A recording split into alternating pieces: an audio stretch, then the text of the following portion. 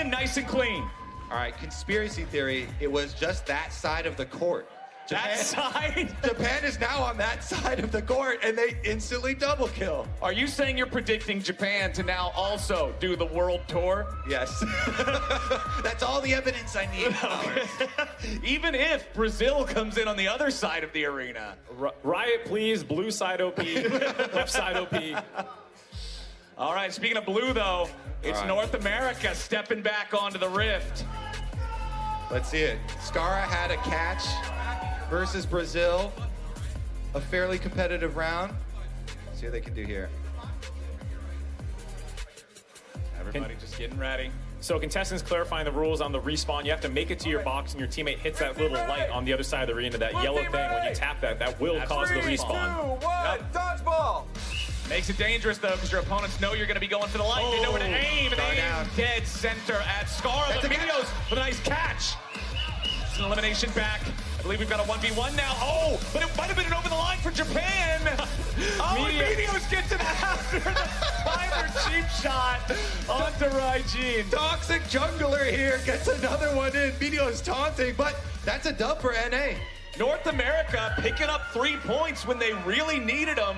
You love to see it. Much needed points there for North America. My critical question, do they get to switch sides to the other side? Side select. Wait. Yeah. Oh, we're staying on this side. All right, see if we got some replays here. So, first one, Skara was already hit, then Medios had to take care of it.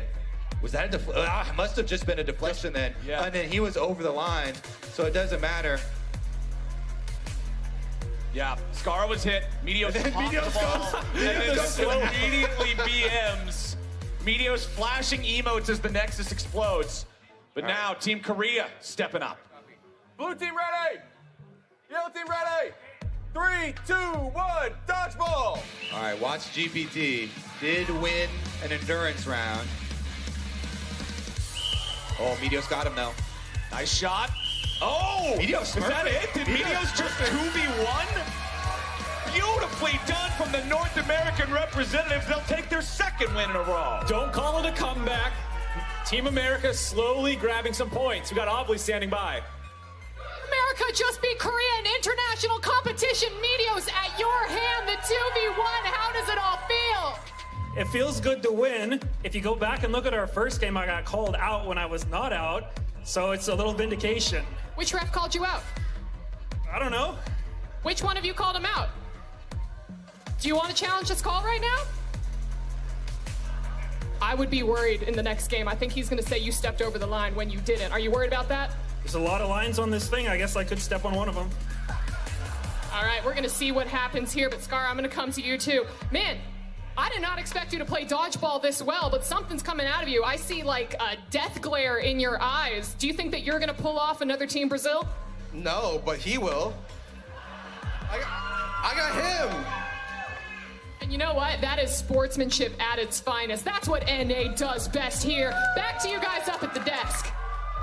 Thank you very much, Obley. Flowers, Kobe. I'm starting to believe a little bit in that North American magic. I don't know. Careful. Don't do that. Don't do that. Don't believe? Don't Okay, sorry. Let's bring it down. Everybody calm down here. They are in a bit of a roll, though. Medios definitely fired up. You can tell a little chip on his shoulder from the previous call.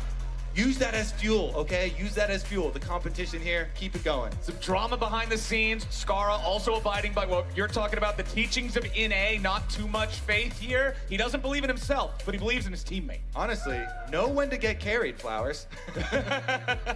I mean, this is what Skara is so good at. After all that time on offline TV, they're always doing variety challenges. He's learned how to adapt and work with his team. Well, they got to keep it up here. It's real nice. They've won these last 2 rounds. It's done more than double their overall point total, up to 11 now from the previous 5. That's a little sad. But we need more. That's some flame. We need more. That ain't some flame. That's some truth. Truth can't flame you. It's the truth. And the truth is, North America needs to keep this rolling if they want to have a chance. Now, they're going up against Team LatAm. 3, 2, 1, dodgeball! All right. Oh, immediate fast fire from LatAm, but no results from it.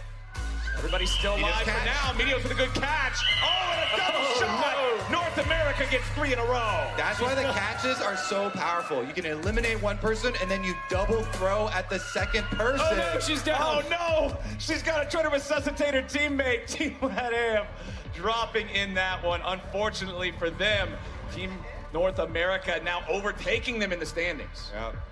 Nuvia trying to be the medic, but it isn't enough. Here it is. Catch into... Oh, she lost the ball. Yeah, drop the ball and then instant double throw from the NA. A catch into a drop into a double shot. That sequence of events is just hard to outplay. Honestly, we've seen this mode has the most momentum of any of the modes. Yeah. And that's saying something because the first mode was actually all momentum. You know what I just realized? Team North America is now the second longest winning streak here in the second round. Let's Team NA putting some numbers take on NA here in the in Los audience. Angeles. Now we have one of the oldest grudge matches in international competition, EU versus NA, coming up next. Oh. And we know that EU wants to play this aggressively based on how they did it against Brazil. So let's see it here. Immediately starting off, Medios and Skara both fire and miss. Kesha with a shot back onto Medios for the first elim. Skara hit immediately after. And it's Europe to stop the North American victory spree. Classic. North America on a roll, instantly gets stopped by Europe, and the trash talk begins. This must be the dodgeball equivalent of international tiebreakers, man. I was going there, kryptonite. Oh, I was going the same place. Unfortunate. It looks like we have Obli standing by with the EU representatives. Yeah, thanks, guys. I do have Kesha down here with me right now, EU representative beating North America, which I have no bias or unbiased problem with. But Kesha, how are you able to pull off that win? Honestly, they both fell off like 10 years ago. It wasn't really hard. They both peaked like season 3. I was watching them when I come home from school. Now, I mean, this is not a challenge. I'm gonna stop talking to you before I start crying, but one thing was, you came to me and told me today that you were just gonna wipe the floor with NA. You wanted EU to reign supreme, but your teammate was also talking a little bit of trash and then got wiped out in 20 seconds, so... I mean... EU can bleed? Don't hate the player, hate the game, okay? All right, I'm just gonna say something. Go ahead and look across the field and see who you're playing right now. Can the camera see that as well? They're going down, don't worry. I didn't travel across the world to lose, okay? I'm a fucking winner. He's the winner, he didn't say anything. He's banned, back to you guys, banned! You can hear how excited they are to get their rematch versus Brazil. Getting a little fired up there. We'll see if they can do it. That was just accent, you know? Yeah, he's passionate about the moment. These new players, they got to keep it snowballing, you know what I mean? Let's see if they can keep this going up against Brazil, who are back in the arena after going 8 in a row. All right, Brazil's back. Let's see, they've had a little bit of a rest, too. They're also on red side now. It's time to test your theory, Kobe. 3, 2, 1, dodgeball. Oh, first shot misses. Second shot back from EU. Not going to find the mark here just yet. P-Jack trying to dodge, jump away from these. Jukes with a nice juke of his own. Kesha falls to the ground and doesn't make the catch. Can his teammate bring him back to life? I heard a whistle. Is that it? It's over. Is it done? Hold on. Oh, no. Refs are conferring. I think it's over. I saw Brazil with the second hit. Yeah, it looks like it might have tagged his feet there. Refs are conferring. Looks like it's a ground versus foot first type of conversation. Might be getting some replays from the truck outside. We'll see if the producers are chiming in, trying to help them. You can see the teams themselves discussing it. Here's a replay to see. Okay. Ooh, it's close. No, that's ground. That's ground. That's a ground ball. That hit the That's floor. a ground ball. Hit the floor. Looks like we'll have to see if they're going to reset and start 2v1 or how they do it. Look how close he is to the line, too. The foot was pretty close Yeah, to the line. that's really close, but All right, we're going to run it back. All right. Running it back. You can see how important it is to kind of push the pace there, make sure they don't have the chance to push the button and get their teammates to respawn. Yeah, the respawn button really is the opportunity for the opponents to go for the kill shot. You know where the guy's going to be standing. He has to use one arm just to revive the teammate. That's when you can go for it if you got that timing. All about the early pressure here. First shot All right, matters is a green lot. team ready? Red team ready? 3, 2, 1, dodgeball. Oh, immediately starting off with a couple of shots, and Kesha takes out Jukes. P-Jack ready to bring him back as they try to fire off into him. That might have been a catch. No, P-Jack eliminated instead. Now they got to try to save him with Jukes, but no, I believe that's it. Team Europe taunting and flaunting and daunting in the face of their opponents. They will be the first team in the accuracy competition to take down Brazil. You can see the typical solo queue Nunu gameplay emoting after taking down Brazil. Love all around though. First loss after 8 straight wins for Brazil. 9 straight actually because they earned their spot back. Or no, 8 only, you're right. And it's Kesha who's getting the first shot here. Not even Trumba, the MMA fighter. Then they double target. It's a... Wait, it was that one instead of the first two? Yeah, he dodged the first 2 after getting the respawn button press, and then looks like he just relaxed thinking that he was safe, but... The dive for the floor. Yeah. You have to be careful about the balls. Oh, no, wait, hold on. Looks like we might Because I saw him, one went over the line. Yeah. Oh. Yeah, I believe Kesha's split may have, went over the line there. After, I believe it was after he shot. I don't know if that influences the rules or not. Are we running it back? Do we go again? The salty run back potentially coming our way for a 3rd time here. Because Kesha was definitely over the line, but I don't think Trumba was. And Trumba was the one who got the last hit.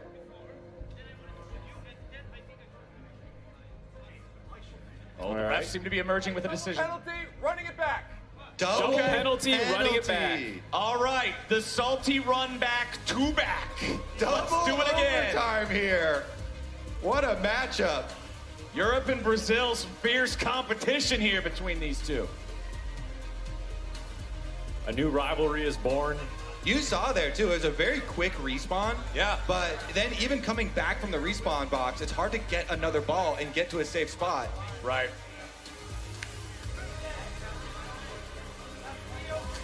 It seems to me that if your opponents are spread out here at the start, you aim for the guy that's closer to the respawn button, then he has a longer walk to the box, and the other guy also has to walk over. Let's see how they do it now. Round 3. Kesha dropping to the ground, trying to avoid some of those low shots. One flies out, I believe it was B-Jack, and that's the end. Kesha even taking a wide, even-footed stance right in front of the line to not step over it. That was definitely a double kill. The refs are once again They want another consulting. line? We couldn't see Kesha's feet. I don't know, was the first ball blocked? I couldn't tell. Because usually one thing that happens is if a ball gets blocked, it becomes a dead ball unless you want to catch it. I don't know if you guys play by that rules, but back in gym class for me, if someone blocked it and it hit your teammate, it was a dead ball, which I don't know. Europe wins that confirmed. We just got it confirmed. EU, after 3 attempts to get it done, will be the first team to officially beat Brazil head-to-head in the dodgeball competition. It takes a lot to take Brazil down, but they finally did it. Yes, they got it done through multiple layers of armor. It does not do much to dissuade the refs in the pockets of the Brazil players' allegations that it took 3 rounds of beating them for EU to finally pick up the 3 points. Brazil still standing tall overall in this event as the top point earners. But Europe now looking for a chance to give themselves a couple more points before we go on to the 3rd game. They're back up against Team Asia Pacific. Let's see how it goes. Stanley misses that first shot. Oh, but both European shots miss. Razzie wants to go in and find a counterattack. We got a whistle. Catches out. Stanley going for it. Trumba, he goes for the respawn. Oh, the Trumba may be down. That might just be it. Team Asia Pacific will end Europe's reign early. And Razzie Binks popping off, getting the dub. Razzie's got to be happy about that one. He might not have to leave early now. Career saved. We're going to toss it down to Avli now, who's standing by for another interview. Razzie, we saw the energy coming off of you after that win, especially after the first kind of loss for you in round 1. This one has got to feel good. Oh, yeah. He definitely doesn't win those! Absolutely doesn't, but you do. And what can you say for your teammate Stanley over there? He's over there. Shout out to Stanley for holding out. He's a big man and he's strong as hell. I'll see you in arena. Strong as heck is what he says. Back to you guys. Thank you very much, Avli. Great showing out of Team APAC there. You can see the miscommunication out of Europe bumping into each other as they're trying to come back to life. Just typical Not on the same page. Unlucky for Team EU to not be able to get any more points than that, but they still will take just the moral victory of being the only ones to beat Brazil in the head-to-head. They got a couple of points. They were towards the top of the standings after round number 1, and only one head-to-head remains in the dodgeball round now. Yeah, they got the wins that matter. They beat Brazil, and they beat North America for the rivalry, too. We don't talk about that one. Well, the important thing about beating Brazil, too, is stopping them from going on another run and collecting more points, keeping them within striking distance, because this is still only halfway through, ultimately, the amount of points that we're going to be giving out tonight. Because remember, there's another challenge after this, the strength challenge, as well as the actual arena mode. So I don't think Brazil is beyond catching, and it was very important that they did not go on another run there. As you can see, 3 points available for every single win. 8 in a row to start out for Brazil, got them 24 points. But they've been able to, they stopped this time by Europe. Europe's grabbed 2 straight wins now, I believe. 6 points more for them. We'll see how many more they can get. Next opponent, or excuse me, they got stopped by APAC. So now APAC's going up against Team China. Yes, and I do believe this is the final head-to-head that we're going to have for this stage of the competition. 3, 2, so let's see if Team China can get a win, or if Team APAC going to put on a couple more points here. Razzie Banks with some nice moves. Oh, Icon taken out. He's got to try to get back to that respawn platform so Iris can bring him back. He wasn't in the spawn platform. Does it count? I think they're letting him have that elimination. They might just let him have it. Stanley's bringing Razzie Banks back. Icon jumps over the ball. Dodges, Iris gets hit. Oh, Icon, I believe that was another dodge. Oh, that time they got him. Team Asia Pacific, they're gonna take it and end round 2 on a dub. Both teams using their respawn there, but Team Asia Pacific coming up clutch at the end. Icon was not able to rally it out. The dive was hit while he was down. That's okay. China had a lot of points from the first round that we had, so strong stuff from them still. Asia Pacific, though, getting the late wins in the dodgeball. This is the one they really wanted to win, too, for pride. Absolutely, and because of the fact that it wasn't just Brazil running the table in the second half of the round 2 competition, I'm very interested in seeing what our results end up looking like now. Obviously, Brazil will still be out in front by a pretty significant margin, but I know we're tabulating those behind the scenes right now. As soon as those are done, I'm curious where everybody's going to shake out, because there's still a couple of teams that ended round 2 without getting any extra points. There's a few that got a couple here and there, but then you had some, like Europe got a few, North America got quite a few there. I want to see where everything's at. And the strength challenge coming up might just be the toughest challenge that we have here tonight. Exactly. We were talking earlier about how challenge number 1 tested your legs, challenge number 2 tested your arms. Now you've been tested on all 4 limbs, and now you got to fight. This is going to be awesome. Yeah, we got some jousting coming up, and while we're tabulating our results for both our accuracy and endurance challenges, in the meantime, we're going to head down to Ovly, has both Mortdog and Scipione ready with some special information. Thank you so much, Mark. Here with me, I've got Mortdog and Michael Scipione, aka Skip, to share some more about Soul Fighter in TFT. But before we get into that, guys, we just saw some crazy dodgeball action. I saw you cheering in the corner over there. Who were you cheering for? I mean, I was hoping NA would do a little bit better, but they got a few points, so we'll take it. A lot of domination there from Brazil, it looked like, so. What I will say is we did see North America, and specifically Meteos from North America, take down Korea. So that has to feel good as an NA fan, yes? Yeah, it definitely felt good. So. And who are you cheering for, Skip? I'm here for NA, of course. Got cheer for the home team. I love this. We need to have some hope, some optimism for NA, because if we need them to show up anywhere, it should be here. But Mort, let's talk a little bit about TFT, because as I understand it, we have a lot of new changes and new updates coming to it. Yeah, for the Soul Fighter event, we have a new mode coming out called Soul Brawl, which is a little different than normal TFT, because this time you don't have health, you have soul power that you'll be gaining. And so you can try to beat people, gain that soul power, use it in the training phase. You'll never get knocked out until the tournament phase. Once you hit the tournament phase, it becomes like a fighting game tournament where it's like best of 3.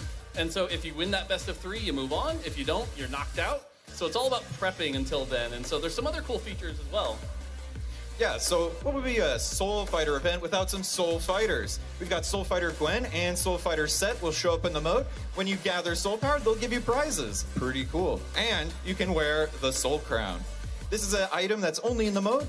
It allows you to power up one of your units, and they get more traits. And when you go to the tournament, just like you are ready for the finals, so is the Soul Crown.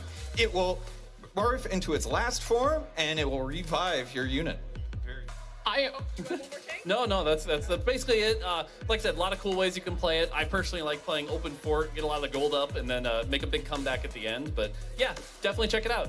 Listen, all you had to say for me was that I'm not going to die immediately in the first round and that you're adding a little bit more of Soul Fighter set. So I am very excited for that. More dog skip. Thank you so much from the DFD team. And that is it for us right down here. So Mark, it's back up to you. I'm so excited. Thank you very much, Ovally. The Chibi Gwen for the Little Legend looks super cute.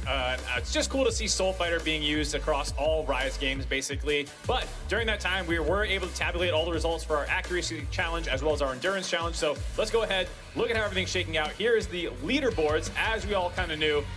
Brazil taking first place. North America all the way up to second. Wowee, North America jumping up into second place after getting, what was it, 4 or 5 wins there. That is 12, 15 points. Asia Pacific in third, Europe in fourth, Japan in fifth, China dropping down to 6th place from first after the first round. Korea in 7th, and LATAM rounding us out at 8th. You can see the overall scores.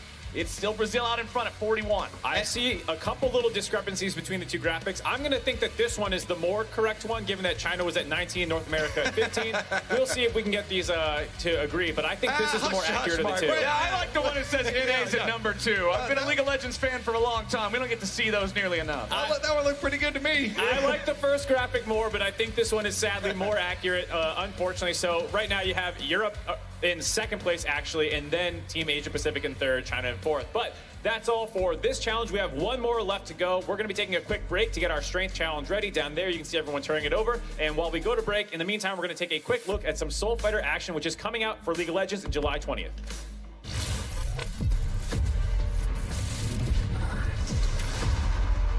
We're live from the arena of the Shattered Beast to get a closer look at some of our clashing contenders.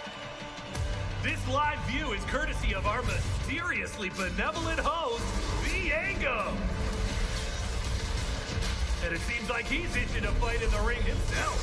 I certainly can't blame him. Our lineup is fierce, starting with our headliner. You might know her, you might have heard of her, but you've definitely seen her slashing up the stadium floor.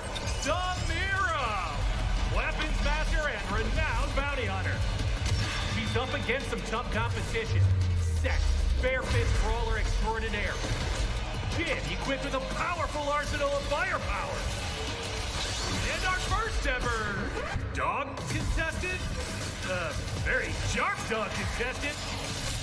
Here at the arena, we got everything a soul-powered fan needs. Fast-paced, crazy gameplay, even crazier augmented action, and more. It's no wonder everyone wants a taste. Remember, this is limited time only. If you need a refresher, today's lineup schedule is chock full of knuckle-busting action from your face. Just remember to get your prestige up if you want to train with someone like Mike or Shaco. Be careful, they are armed and most are dangerous.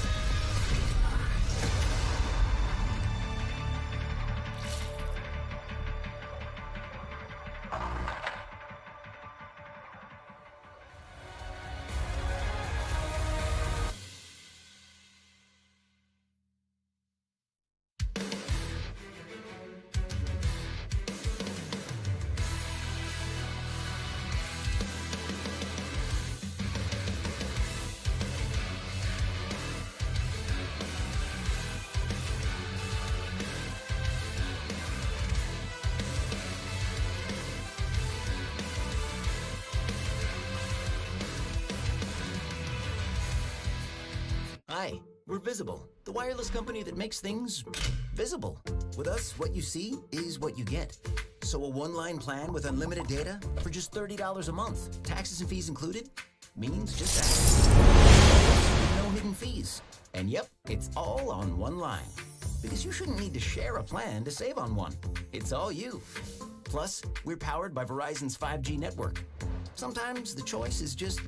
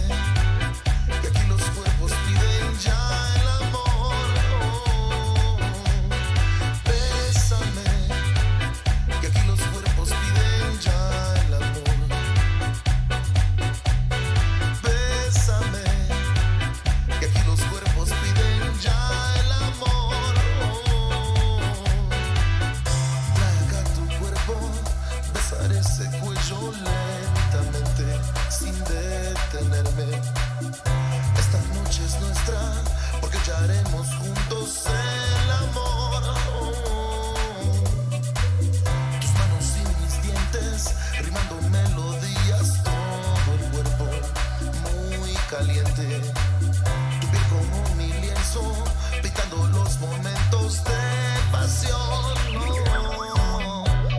Bésame, que aquí los cuerpos piden ya el amor.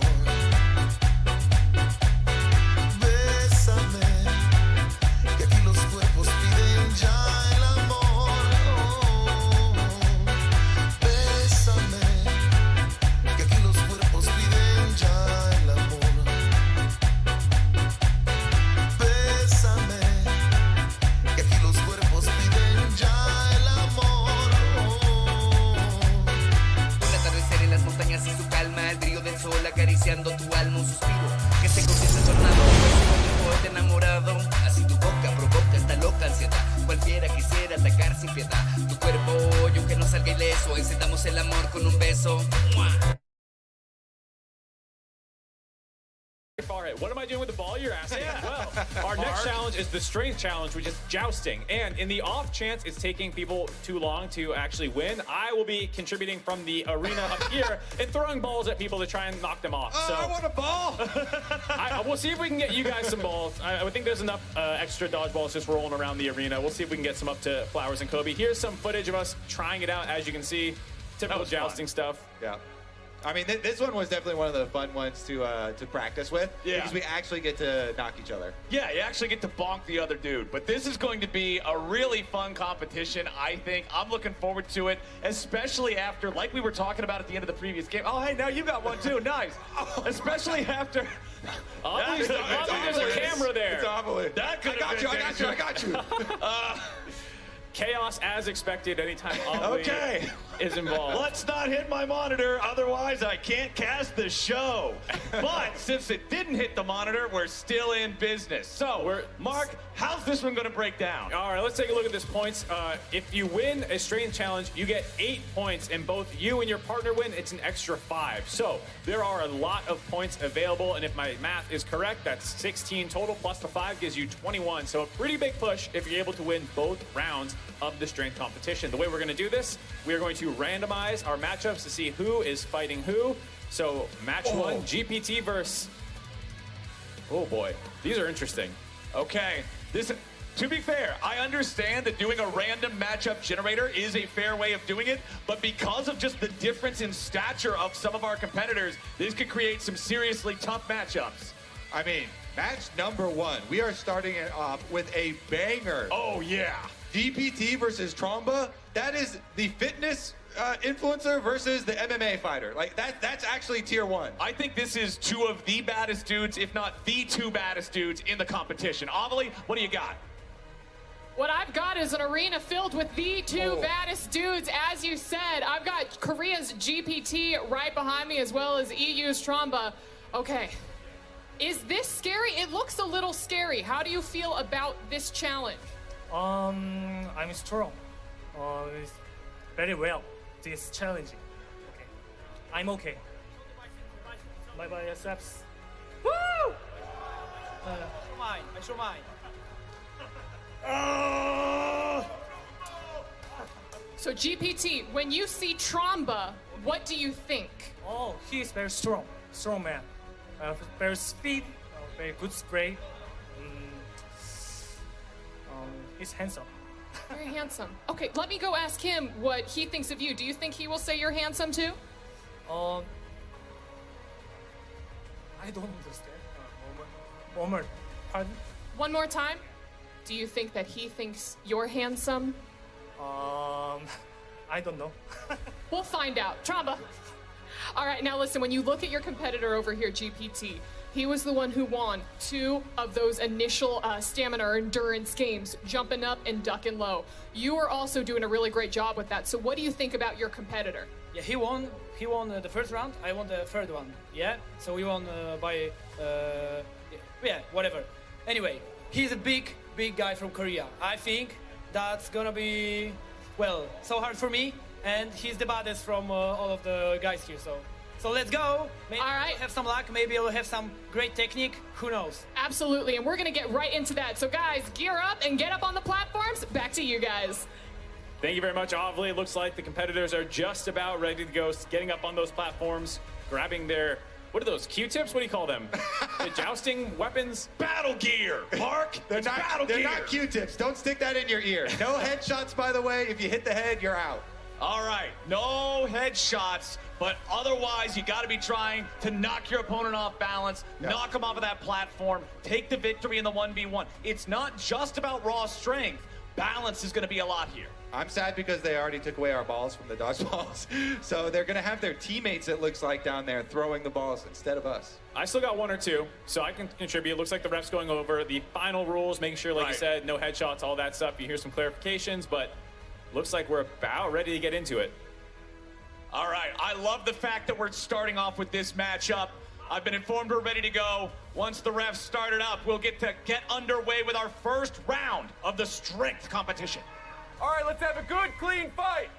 Orange ready. I feel like you want to get as low as possible here. Nice solid stance. Red ready. 3, 2, 1. All right, starting off, just nobody committing to any big strikes just yet. A couple light pokes. Tromba trying to lean super far forward here. Tromba's the first one to have both feet leave his platform.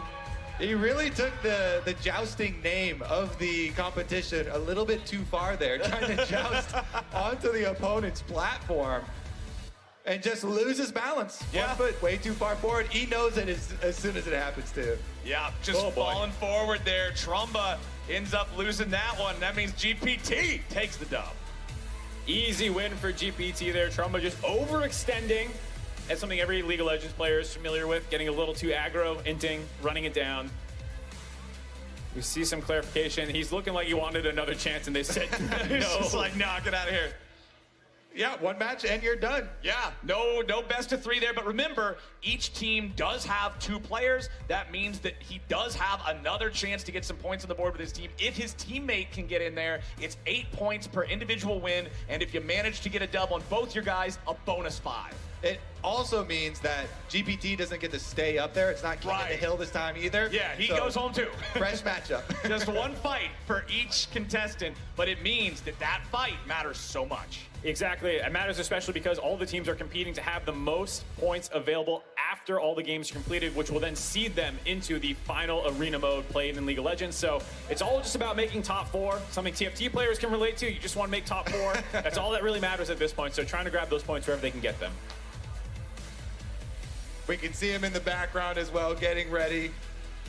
We have them positioned with extra balls too to try and help out. If it starts taking too long, teammates can start throwing. But well, that first one definitely did not take too long. I feel like we'll probably see a couple more explosive matches like that, but I truly don't expect every one of our 1v1s to be over that quickly. Yeah, I felt like we didn't even get a chance to get into the strategy at all because it ended so quickly. We were debating, is it better to like strike and swing or go for more pushes? You saw Trauma go for the push, but that can leave you off balance. All right, LatAm getting in some hype. Okay. To get started. So, big opportunity here for Yunsun B. If she can manage to get the win, that'll be a clean sweep for Team Korea. That's plus 21 points overall because you get the bonus 5. We'll shoot them way up the standings if they're able to win both of these. Looks like we're ready to go. The ref's giving the last words. 3, 2, 1. All right, LatAm versus Korea. Let's see it. Another jousting attempt, more poking. A lot of players seem to like to start off with this strategy because it doesn't require you to commit too much. If you go for too big of a swing, you'll knock yourself off balance. They're pretty far from each other too. Yeah. Not a lot of reach. These are also 2 of our smaller stature competitors, so gonna struggle more with reach overall as an element in this 1v1. Going a little side to side now. Ooh, some leg aim coming out. Trying to go for that foundation. Rock the balance that way instead of just going for the strong hits on the upper body. Going for the knees now. Taking out the knees. Take out the base. Some side to side horizontal movements. The balls might start to come in now. Yeah, this one's going a lot more of the distance than the previous round did. Both look pretty solid here defensively. Yeah, neither one of them's willing to really overcommit like we saw in the previous match. Okay, hold on. Looks like we might have yellow card. Warning, yellow card. Okay. Was that too close to the head? Yeah, it looks like it bounced off. Okay. Yeah, yellow bounced card off, for hit the headshot. Yellow card. Warning, back into the action though. Safety first, of course, with the helmets. They also have mouth guards. Everybody's armored up for this one. Yeah, it feels like both of them going for knee plays here. I want to see him commit to a stronger shot. They've been poking around here, trying to soften the opponent up before the team fight, but it's time Here we for go. Holly to push. And there it is. Oh. Team LatAm getting some points on this one. 8 points for Team LatAm, also denying Korea potentially the bonus 5 points if they had won both of them, so big win there. Nicely done by them, especially considering they are one of those teams that's towards the bottom of the table, considering you need to have enough points to make top 4 to get into that final round of Soul Fighter at the end. Here's a replay, and there it was. Nice. She caught her opponent's weapon and used it to drag that weapon slightly and pull her off balance. Yeah, nice sweep there from Nuvia to get her off. Gets the points. As we line up the next matchup here, Flowers. All right, so number 1, we already saw. The poking, I feel like that's not the strategy to go with.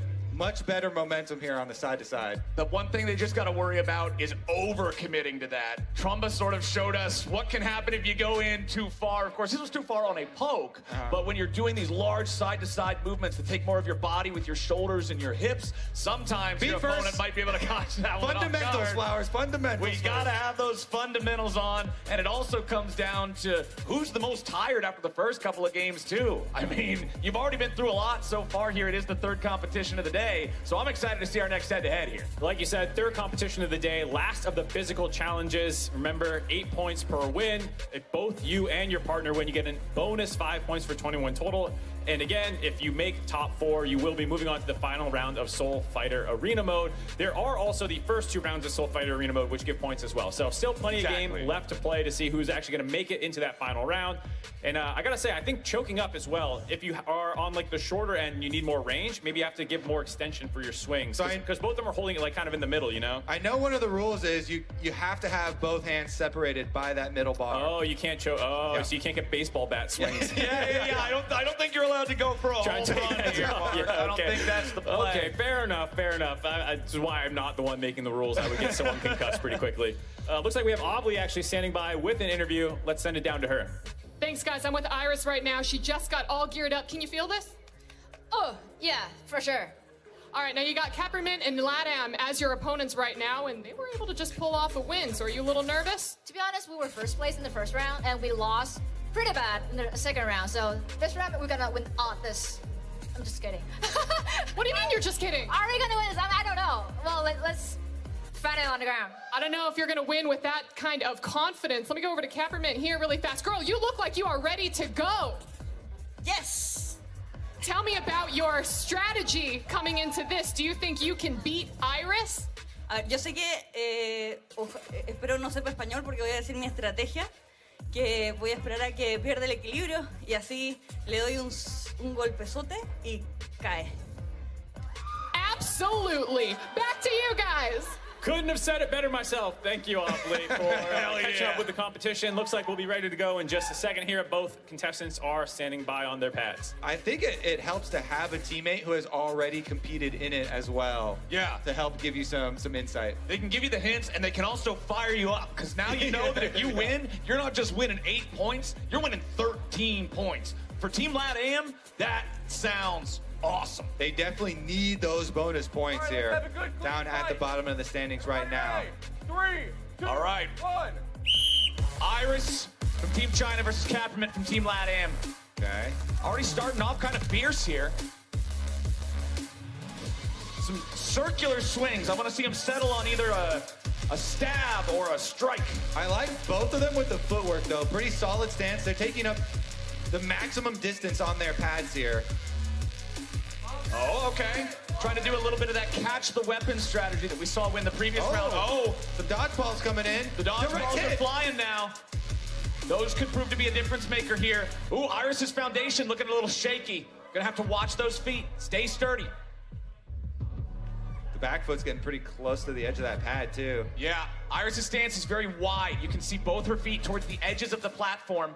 Peppermint was also being very defensive there as the dodgeballs were flying in. She doesn't want to overextend herself, then get hit by one of those and lose her balance for free. Again, just trying to wrestle with the weapons, see if they can catch somebody off guard, pull them off the platform. Kapperman getting really far towards the front and changing footwork now. Okay. Right foot forward. Wants to lead with the other side. Iris saying staunchly planted. Kapperman's stance isn't quite as wide. She's got a little bit more room to experiment with here. You can tell they kind of want to jump over there now. Yeah.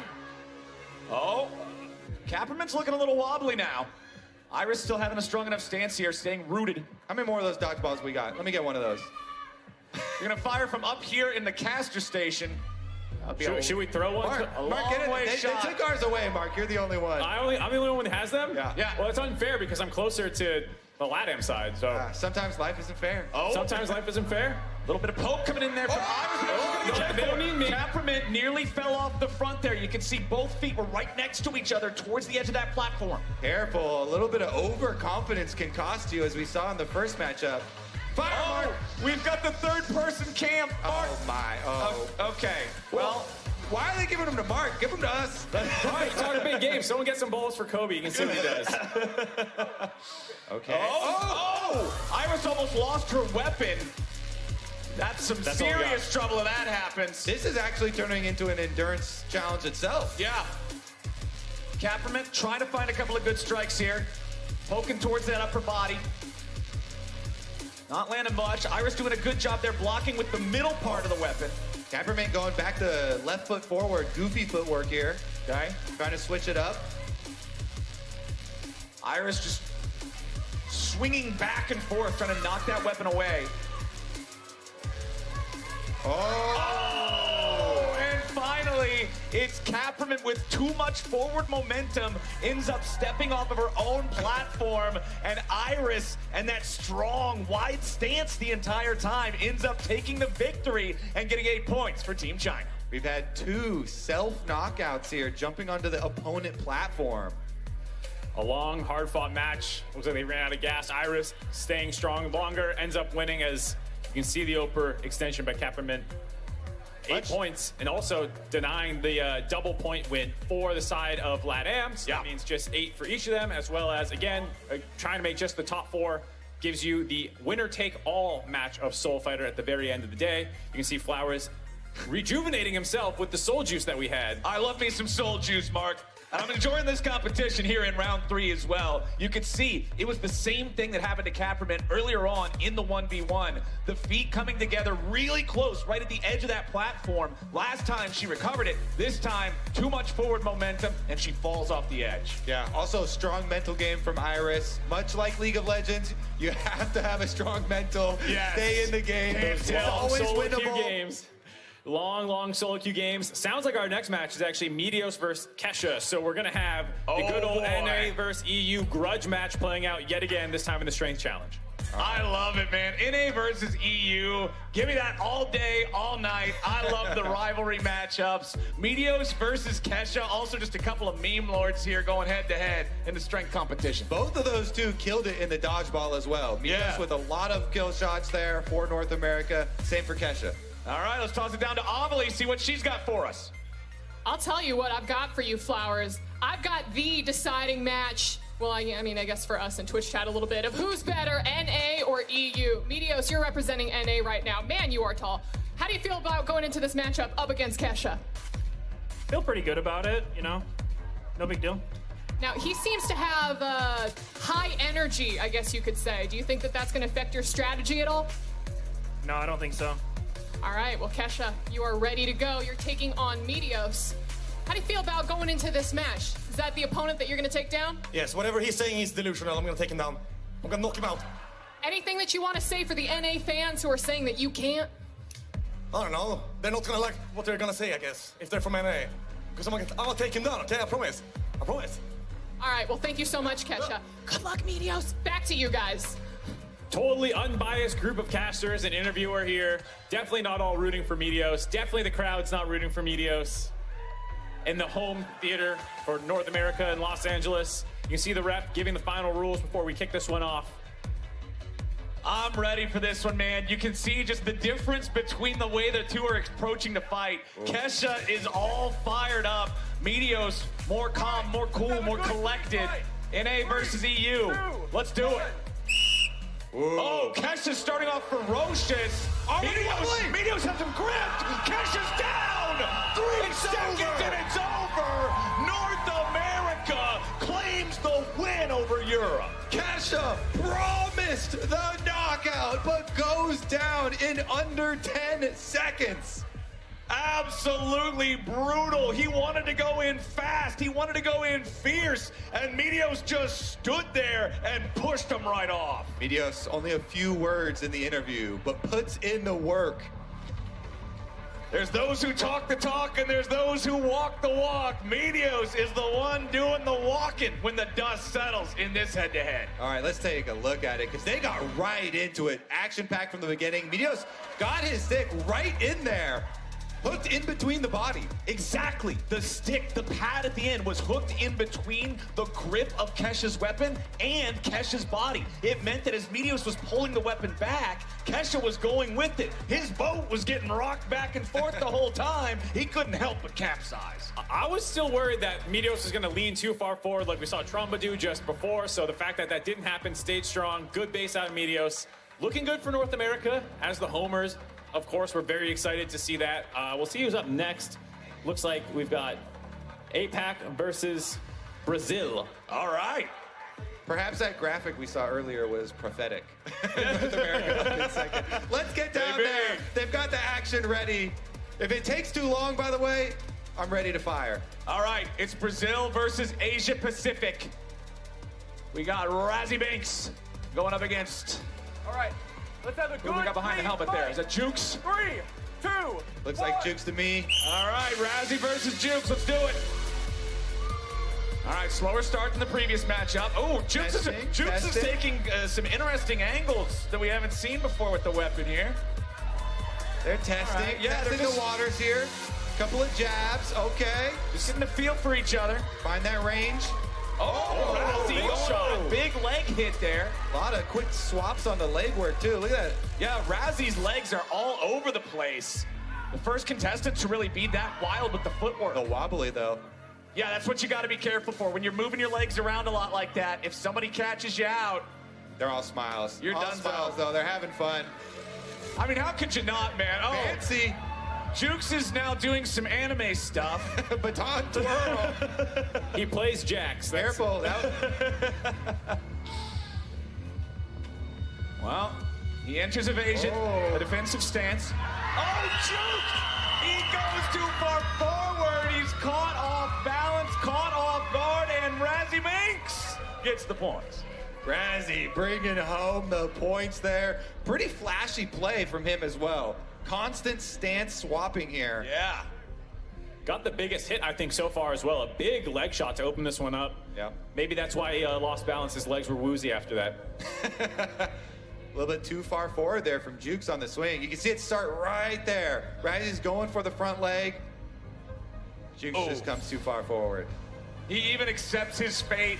Arms wide open, falling backwards into the mat. He knew it was done there, but hey, for Team Asia Pacific, that one feels pretty good, man. It's big, too, because you got to remember the people who won already with one teammate, if their next teammate can win, the bonus 5 points. North America had Meteos go already. If Scar can also get the win, they can get some bonus points. Same thing for Pacific. All right, let's toss it back down to Avali again. Standing by with an interview. Thanks, guys. I've got Jukes with me. Jukes, some interesting strategy that you were applying there. What was going on? Rizzy is a great player, and it was good. It was really intense. We are at first, right? So he deserves it. He deserves that win. Yeah, it was nice. Okay, cool. Because I saw you throwing some eyes a little bit beforehand, kind of going like... Not at all. He completely deserves it. I didn't throw at all. No. And you would sign that by name? Yeah, he's strong. He's really good. He man. All right, okay. Well, thank you so much, Jukes, and back to you guys.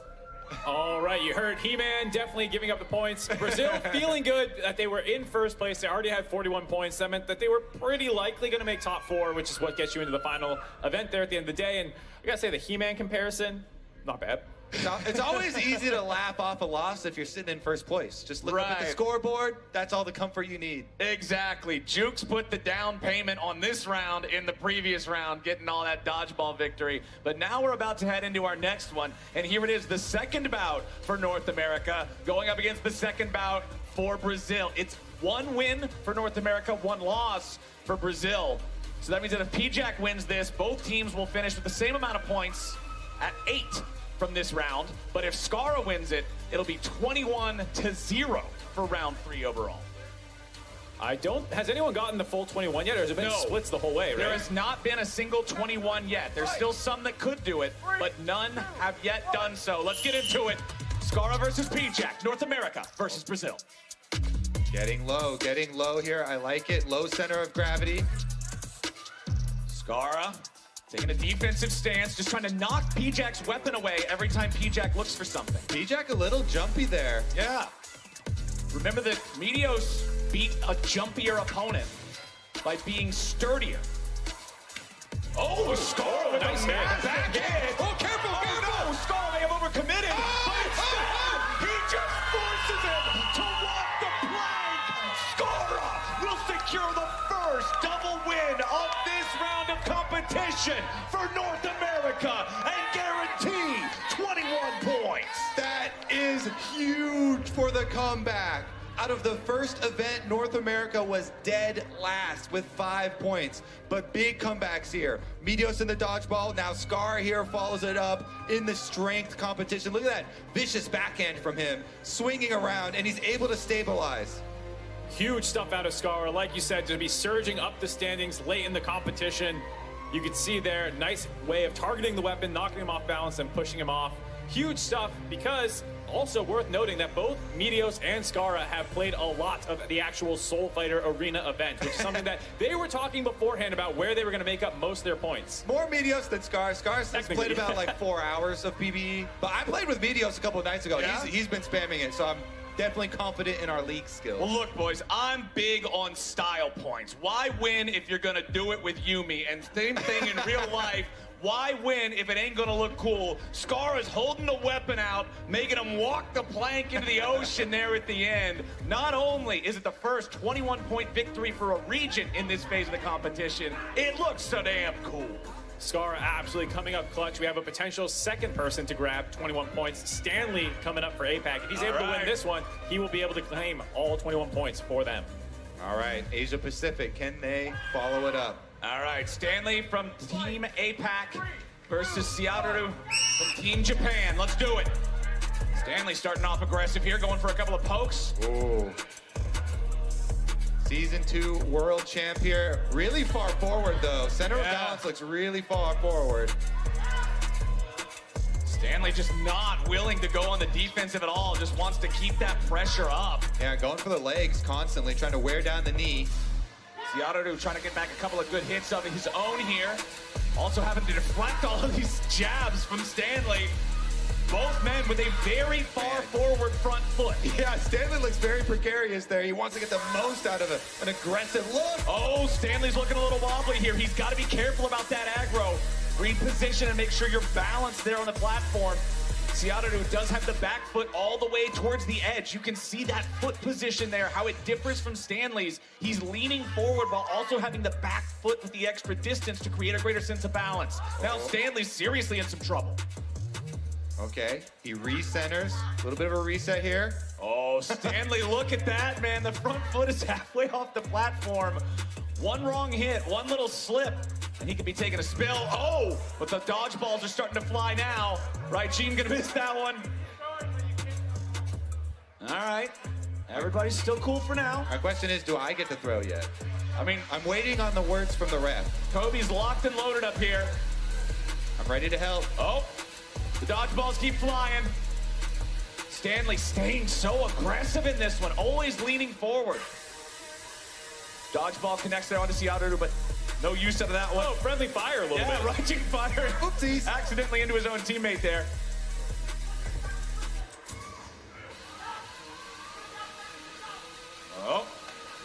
Looks like they're getting a little winded here. Yeah, these guys have been going the distance. Just trading even the whole game.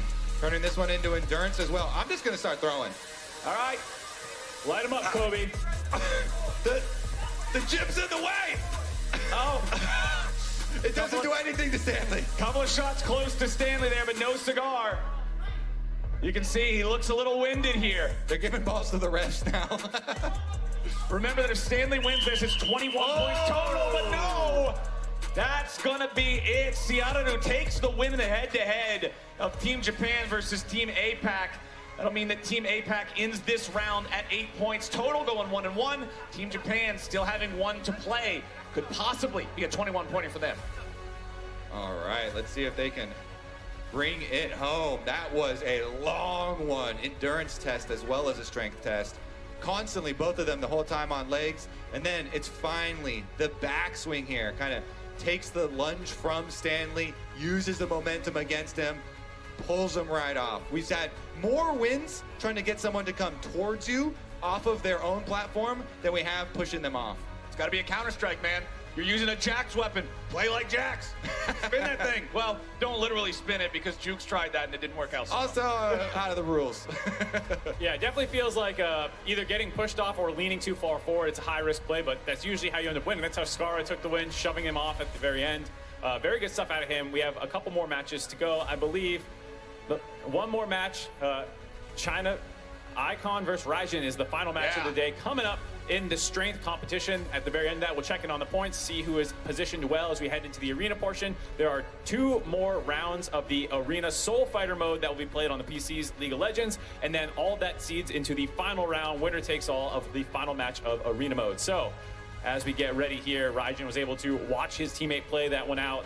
The slow and steady turtle takes the win. Now, if I remember correctly, remember that Icon's teammate Iris played way earlier. Iris also got the win, did she not? So that means whoever wins here, it's a 21-point game. This will be the second team to get full points here in round 3. 3, 2, 1. All right, let's rock and roll for the last round. Raijin already in trouble. Icon immediately ready to knock him off balance here, but now Icon steps too far forward. These guys are really going at it. Kind of helps him reset there. Now got his balance back.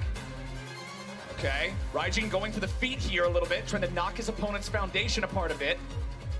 Wide stances from both competitors. They're calming down a little bit.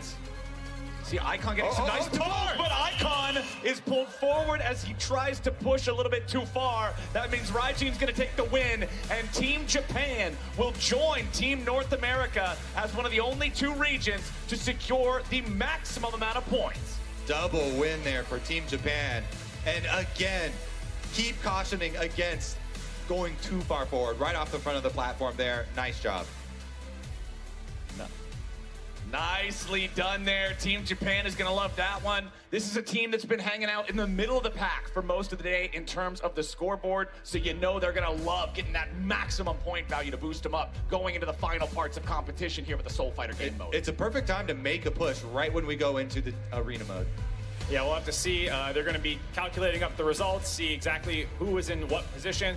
Might let you know who has to make the biggest lead there is. But while that is going on, while we're calculating and confirming with the referees, Obli is standing by with Michelle D'Antonio, ready to talk about some Legends of Runeterra goodness for Soul Fighter.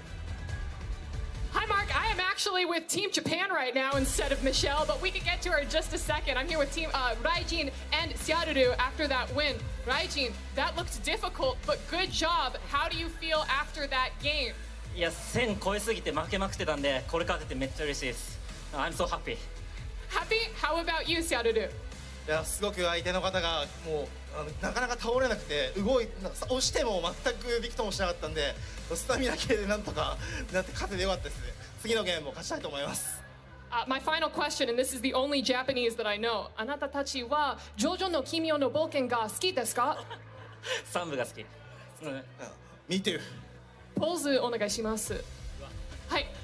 3, 2, 1. That's a prospect to you guys. Okay, we're gonna go right over to Michelle. Michelle, Girl, you are joining me over here. You are here to talk a little bit about Legends of Runeterra and some of the amazing things that's happening with Soul Fighter. So, girl, what can you tell us? Well, hello. First off, it's so exciting to be here. This is amazing. It's me, I'm Michelle. So, not the team. But yeah, we're so excited to be here. We have some really, really amazing cosmetics. Like, the best part about working on the Legends of Runeterra team is we're able to share a window of Runeterra with Legends of Runeterra through the art, the flavor text. We're able to deep dive in these kind of events with alternate universes. I mean, where else do you see Pike and Gwen go get groceries together or Nidalee walk through a bazaar? The lore team has worked so hard to make sure that in game the thematic is just as fun. Like, the level up's incredible. The art, mwah. And I can only imagine that the Legends of Runeterra player base has got to be so excited for this, as you said. We're also going to see some champions do some grocery shopping together. So what do you think the reaction of the community is going to be? I mean, what I've seen before coming up here is they're so excited. And honestly, it's just the best part of the job. Seeing the community react to all the hard work that everyone on the team does is just incredible. It's like, I mean, look at this. It's amazing. I know, just everything around us has been an absolute blast and pleasure. So I do have to ask you, getting a little bit away from Runeterra, out of all of the teams that you've seen perform so far, who has been your favorite?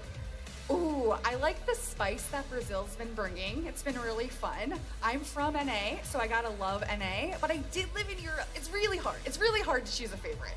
So, I don't know, I can't do it. I will say this, one of the first times that I met you, you were in full cosplay. I think you were Ash, and it was at FanimeCon years and years ago. I can't help but notice that I feel like maybe we have a couple cosplayers in the crowd today. Is there anything that you could speak to on that? We have some incredible cosplayers in the crowd, and they are hanging out over there, which I'm not sure the cameras can get to, but they look amazing. They made these in like a week and a half. Like, the talent. Absolutely unmatched. I think we see Viego over there. I ran into Viego in the bathroom, just kind of flexing in front of the mirror. It was a fantastic experience. But Michelle, thank you so much for spreading the word of Legends of Runeterra. I'm sure that we have a very excited player base ahead of us. But listen, that's it for us here down on the floor. Mark, it's back up to you. Thank you very much, Aubrey. Super cool to see all the work that's gone into all the different games to bring in Soul Fighter. Also cool to just have a global event so everyone can weeb out, I guess, as they talk about. I assume that was a JoJo thing.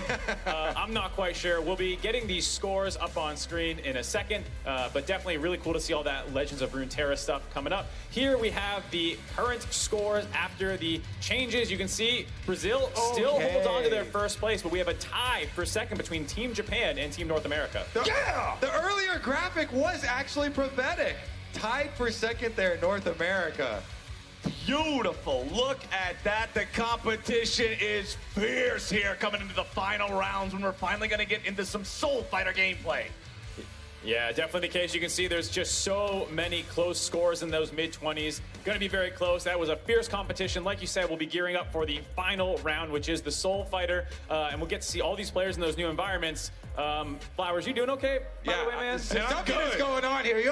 I think we got to cut you off from the soul juice or something. Little twitchy? I am loving the soul juice. I'll tell you what right now, you guys haven't been drinking any of this. You better be drinking this right now. It's about the best thing I can ever be drinking anytime. I feel great here. You have some of that. I'll tell you what, I want to get down there in a competition. I'm about to win some of this myself. I'm about to break this open, boy. Let me tell you what. We're going to have some fun here. Okay, what is going on right now? Let's relax. Okay, hold up. Gentlemen, production just told me we have a new Soul Juice PSA that we have to play right now. Production, what is going on here? Have you or a sparring partner been affected by severe side effects of Soul Juice in the last 30 days? Exposure to Soul Juice poses a risk to competitors everywhere. Please give us a call if you have experienced one or more of the following symptoms: sweating, muscle cramps, uncontrollably loud speaking voice, constant flexing, blue skin, blue hair, blue flavor fixation, shortness of breath, bawling hard, mild nausea, tunnel vision, smurfing, or starting a podcast. I'm Theodore Snaxingham III, and I put the pro in prosecution. We're here for you at Poro and Snacks, attorneys at law. Call now and we'll fight for what's right. The contents of this advertisement should not be construed as legal advice. First consultation free. Subsequent payments by cash, check, or savory biscuits must be made to Poro and Snacks attorneys at law. Poro and Snacks may not be held liable for excessive shedding, food-motivated decision-making, or napping on the job. Okay, well, someone... I think we definitely have a case, Mark. Get that out of his mouth, please. Do not let him drink any more of that. No, dude, come on. It's just he doesn't have the blue skin yet, at least. So. I mean, I'm looking all right. I mean, don't let it get any worse, Kobe. Keep that away from him. Get him some water. We're going to be getting into arena gameplay soon, so we're just going to keep moving along. Kobe, Flowers, we're done with the challenges. What have been your favorite moments of the physical stuff so far? The soul juice. No, you can't say that. We had some really, really big hits, starting it out here with the endurance test. This was a really good one. GPT's first win on the board. Very impressive. Ouch for Iris there, getting taken out, not being able to make the final jump. Dude, I loved how people were just standing there and tanking the last hit in the endurance challenge too after seeing their final opponent fall, just styling on them. And then things got crazy in round 2 for the dodgeball. It was Team Brazil who just came out, both barrels blazing with the 1-2 punch almost every round. They made the full around the world tour there, defeating every single other team, even having to have that rematch with Asia Pacific, and absolute domination from them, which is why they are currently at the top of the leaderboard. It's crazy to me that they're still in first place despite picking up no wins in the final round. It was all off this domination of the accuracy challenge. Absolutely crushed it. Europe gave them a run for their money there. Juke's too good with the fake outs though. Honestly, awesome run from them. It was sort of a second half surge for a couple of the other squads, though. North America got some points, Europe got some points, Asia Pacific all got some points during the second half of the dodgeball competition here. We saw a couple teams really fall prey to those penalties, though. The refs were not letting anybody pass those lines. We had replays, multiple oversteps there. Did cost a couple teams. Yeah, you can see a nice little rally from Medios and Scara there, picking up some wins. This was that big rematch. They ended up having to play this one out 3 or 4 times in a row because there kept being these like little ticky-tack rule violations. We saw this so many times, but in the end, I believe it was Brazil who came out on top. Europe actually ended up taking them down. I'm trolling. They are the only team to actually beat Europe, and it was a hard-fought, victory there. Definitely the longest one. That brought us to our final competition, which was the strength challenge, jousting in the middle of the ring. This one had some pretty massive point swings as well. North America continuing their climb up the standing, grabbing 21 points on both Medios and Scara having some good jousts. Yeah, one of the big things about this round was just the fact that Brazil and Europe, 2 of the top teams going into the third round, both ended up collecting 0 points overall from it. It gave a lot of opportunity for some of those middle and lower ranked squads to catch up. Look at that power from Scara there. What the plank? The much needed double round victory there for North America to get those bonus points, and then Japan as well, the other team, to win both of their strength trials. It took a long time, but it was a hard-fought victory in the end, outlasting Stanley there, able to finally force him down. And then the second time, like you said, the LJL grabbing both of the individual 8-point leads and then the 5 points for winning both rounds combined. Huge for them. It leads to a tie right now, currently for second place. Brazil is still in the lead. We'll take another look at that leaderboard in just a second there so we can see exactly what we're looking at as we head into the arena mode. Exactly. The physical competition is done for the day, and the scores look like this. It's Brazil out in front, sitting on 41, while North America and Japan are hot on their heels, tied at 35. Coming up behind them, it's Team Asia Pacific at 28 and Team China right behind them at 27. Europe is still at the 24 they were at after round 2 after getting a 0 in round number 3, with Team Korea right behind them at 23. Finally, Team LATAM rounds it out with 17, still within striking distance if they can pop off here in the final game. All right, I told you at the beginning of the day as well, when we're looking at the actual arena play, keep your eyes on Icon. He is actually a Worlds player for mid lane only 2 years ago, so comeback's definitely in the air. Yeah, we'll have to see. If you ended it right now, there would still be that final event where the top 4 move on to the final arena mode, so it would have been in that situation Brazil, Japan, America, and I believe, what was the last one that was in the top 4? I can't remember. Anyways, well, fortunately, we still have some more points to going. We'll get those in a second with our arena gameplay showcase. But while we get set up, Aubrey has Dan Emmons with her to talk about the arena to see what we can expect. Thank you so much, Mark. Here to talk with us about the development of the arena game mode is Dan Emmons, lead game designer of Arena. Dan Emmons, didn't you also make Yumi? Wait a second, this is the guy who made Yumi. This is the... Hey everyone, Ryan Maxwell here, lead designer for modes. Tonight, our competitors are going to show down in League's newest mode, Arena. Arena is a 2v2 mode where teams face off in a series of death matches. A loss in any individual round will damage their shared health pool. And when you run out of shared health, your team is eliminated. In between rounds, players will be able to buy items and pick from the new augments to build their champions in new ways. But let's talk about some of the strategies you might see coming out in Arena tonight. First up are the champions. It may seem like melee characters are all that can succeed in Arena in a small area, but there are a lot of balance adjustments we've done to make sure that ranged characters have options. In addition to extra durability, ranged characters will get move speed to help with kiting. They'll also have an easier time controlling the power flowers, which are our new plants around the arena. When you attack a power flower, you get healing, shielding, and a reduction on all of the characters' cooldowns, including their ultimate. There's also sections of deep water around the maps that block movement but not vision.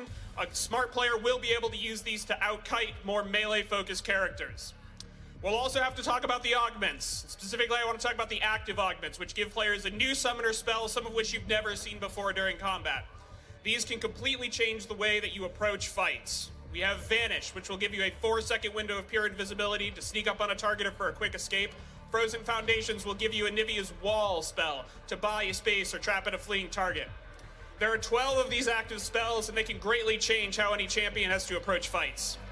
And lastly, let's take a look at the item builds. Arena has some new items, as well as a few returning favorites from leagues past. There are several augments that reward the user for having crit chance, like using your crit chance to reduce your damage taken, or even allowing your abilities to crit. We have introduced new crit chance items in order to make sure that champions that don't use the auto-attacking system can get crit chance. So Atma's Reckoning is back, along with newcomer Rite of Ruin to offer crit chance to the non-AD carry champions. There's also a lot of items that have had their AD and AP ratios changed to be a mix. So items like Death Stance that traditionally only work for AD champions can work for AP champions if you get the right augments. This isn't all you're going to see. Will we see Crit Scion? Will we see Attack Speed Braum? Will we see AD Yubi? The possibilities with Arena are endless, and I cannot wait to see what our players will come up with. Mark, back to you.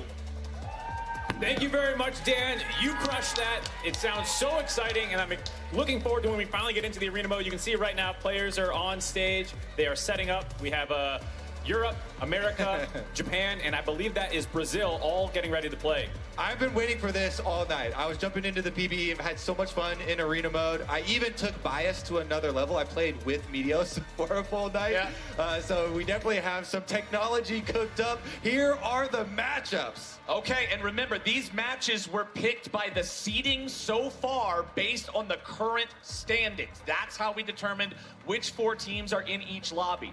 Now, for those of y'all that don't know, remember, after we're done with these 2 matchups, these 2 2v2v2v2s, that's going to determine the final state of the leaderboard. And then we cut off the bottom 4, and the top 4 will play one last round, and that one's winner take all. Everything up until then is about qualifying for that. Once you're in there, nothing else matters. And they've got a pair of beautiful championship belts as well for the winners ready. Yeah, that's something that everyone will be looking forward to take home with them regardless of what happens. And this is how we're scoring each of these gameplay rounds for the arena mode. Our top 4 teams on the leaderboards after each of these will play in the final title match. And so if you get first place in this first round, you'll get an additional 21 points, 15 for second place, 9 for third, and fourth only takes home 3 points. So you really do want to win this. And like you guys said, at the end, we'll have one final winner-take-all for those belts. So that's how we're looking.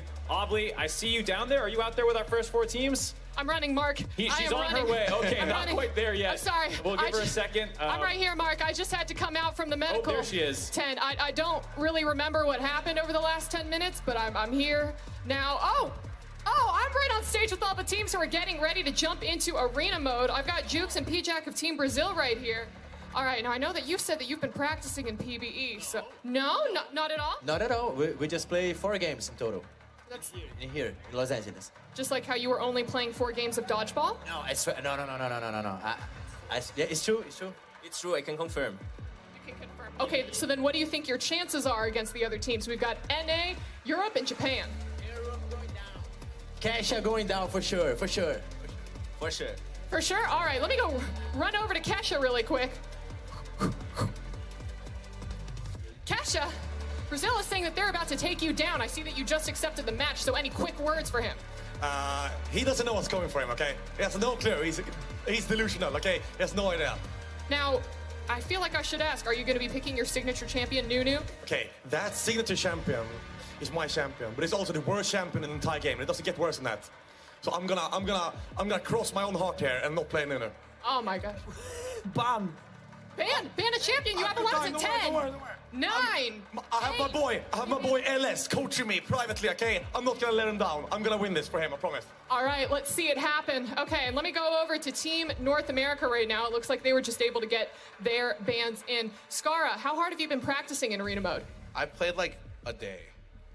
That's more than the 4 games Brazil is saying. Yeah, but don't worry, we have the carry right here. Medios, are you the carry, both in our challenges as well as in arena? I will do my best. We'll see what happens. Do you feel nervous about the weight of all of NA's international success resting on your shoulders just for this game of arena? No, it'll be fine. That's what we like to hear. All right, Team Japan. I see, what Annie skin are you picking right now? Annie, so strong, cute. Skin. Cute cafe cutie Annie. And we love that for you, Japan.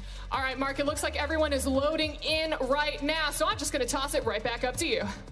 Thank you very much. Ovly will be getting into game in just a minute here. Kobe, I know you've been playing a lot of this mode, so give me some of your thoughts going into this. I already want to know what they're pairing with Annie, because on PvE, one of the funnest and most brutal compositions was Annie plus Ivern, and you just drop Tibbers as well as Daisy at the same time. So you turn the 2v2 into a 4-on-2, and you beat them down with PvE.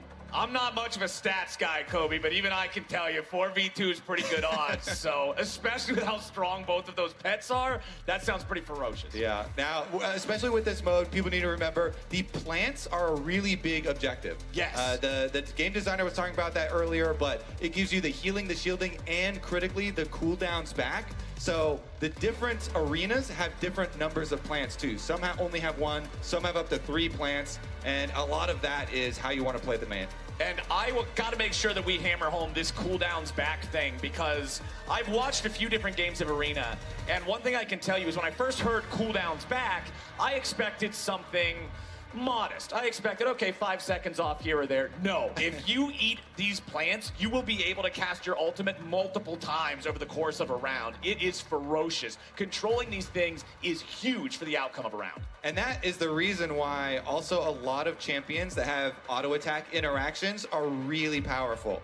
My favorite was actually like Shyvana, because you need to auto attack the plant and you can auto attack reset with Q, but it also counts as 2 auto attacks itself. So you can get all 3 charges of a plant pretty instantly there, as they're working out some issues here with the setup for the game. But there are just so many really fun things. Another one is Twitch. With you pop your ultimate, your attacks through champions also count on plants. So any way that you can get plant advantage is a strong way to get advantage in the arena. Heimerdinger with the turrets, Shaco with the boxes as well, controlling that area. So you're talking about Twitch, you're talking about Heimerdinger. I do want to go back to something that we heard from earlier, talking about how ranged champions, you would normally think they'd be at a disadvantage in this mode, but they have been buffed up in terms of their durability, in terms of their move speed, just to give them some extra baseline stat increases to not be immediately ran over. And then also, like we heard, the addition of the deep water, so you don't have to ward over terrain to still shoot over terrain, and you can have the extra advantage that way too.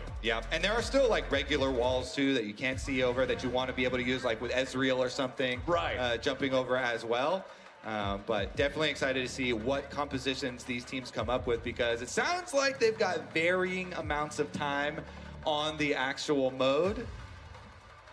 We'll have to see what they're going to end up doing. I do like how there's been some rivalries that's developed even just here tonight. Obviously, NA-EU cuts deep, but EU versus Brazil popping off because of that dodgeball rivalry. I'm wondering if they're going to go extra hard at each other when they draw each other in the 2v2. Definitely sounded like it there. Staring each other down right across. I'm glad that all 3 are in the same group here for match number 1 to see what goes down.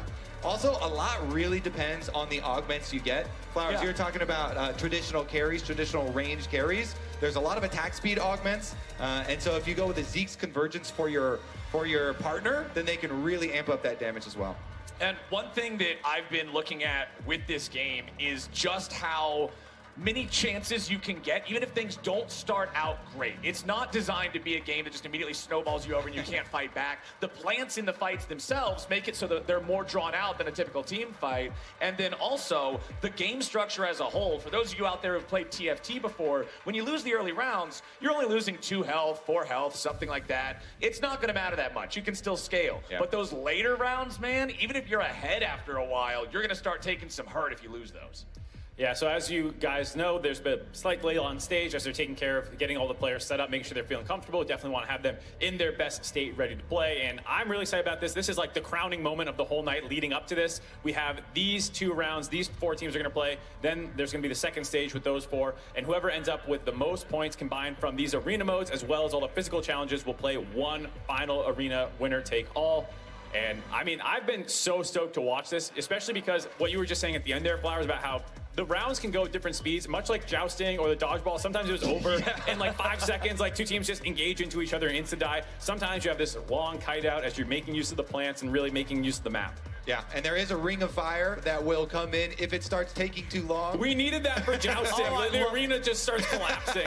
We need that for everything in life, man. So many times I've said even during normal professional games of League of Legends, if there's no kills on the board by 10 minutes, give me the ring of fire. It's a PvP game. And this one is a PvP game as everybody's out against each other. And you've always got to be mindful of who you're going to be going up against next. There's different item purchase checkpoints because every item in the game costs 3,000 gold with the exception of your starter items and your boots. So you've got to be mindful of, okay, what should I be buying for most of these compositions? What should I be buying for whoever specifically I'm up against next? And what's really fun is what you should be buying changes not only depending on your opponents and your champion, but the augments that you are offered. Sometimes you want to go a crit build if you're offered like the crit defender augment or something like that. But it sounds like we've got things worked out and we're almost ready. Fingers crossed. Let's go, boys. I'm so ready. The only other thing to keep an eye out for is the new skins as well. You saw the Viego cosplay for the Soul Fighter Viego, who has some pretty sick artwork that's been all over the arena so far. And I would love to see some of them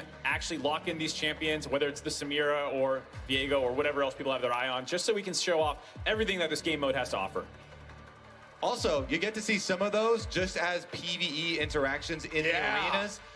There's a bunch of them like set. If you are the last person to damage the set, they'll throw a big W towards the opponent team. Pike will try and charge and stun whoever is furthest away from them. So oftentimes the strategy on the Pike map will be to rush towards the Pike so you can get him to jump towards your opponents. My favorite one is the dog, the new champion. Nefiri is on the map and her entire pack thinks as one. If you walk in the vision range of any of those little puppies or the big dog, they all jump on you and do massive damage. And you can see it, the cone, the vision is indicated similar to like a Callista Sentinel cone, so it's not super hard to dodge unless your opponents force you into it. All right, so while we get ready for the stage, we're going to send it down to Ovly for a quick interview.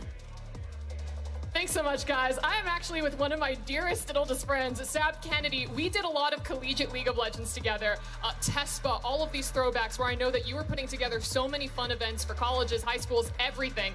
And now, as I understand it, you've upgraded in terms of your event organization. Tell me a little bit about that. Absolutely. So hi, nice to meet you all. I'm Sab. I'm the brand manager for League of Legends and TFT here in NAOSH. We're so excited to bring this event to you here today.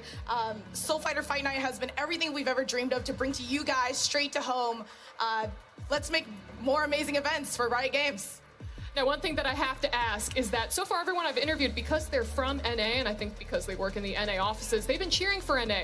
Who are you cheering for? I mean, legally obligated, obviously, NAOSH has been great, but it's been amazing to see all of these creators from all over the world right here in Los Angeles for the very first time. I'm so extremely hyped. Maybe I drank too much soul juice. We love the soul juice, but also I think I have a number that you can call for that. So my final question for you is that if you and me got into that pit with those giant Q-tips, who would win?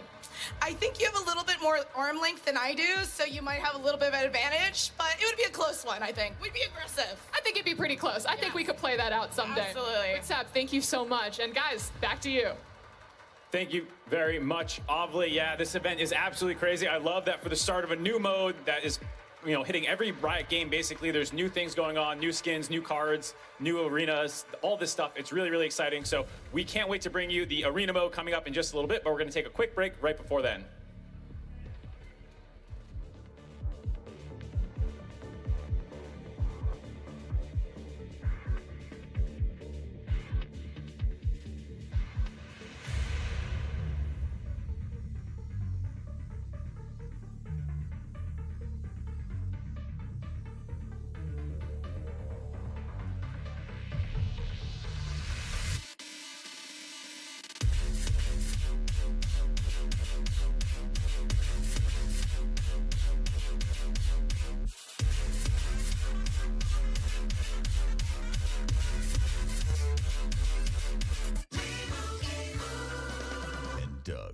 What do we always say, son? Liberty Mutual customizes your car insurance. So you only pay for what you need. That's my boy.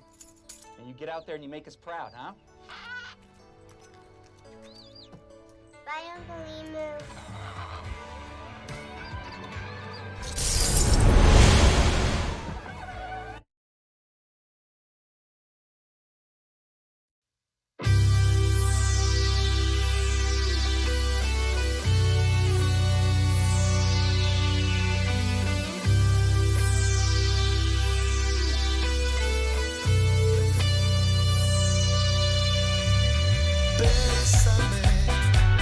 Que aquí los cuerpos piden ya el amor. Bésame, que aquí los cuerpos piden ya el amor. Bésame, que aquí los cuerpos piden ya el amor. Bésame, que aquí los cuerpos piden ya el amor.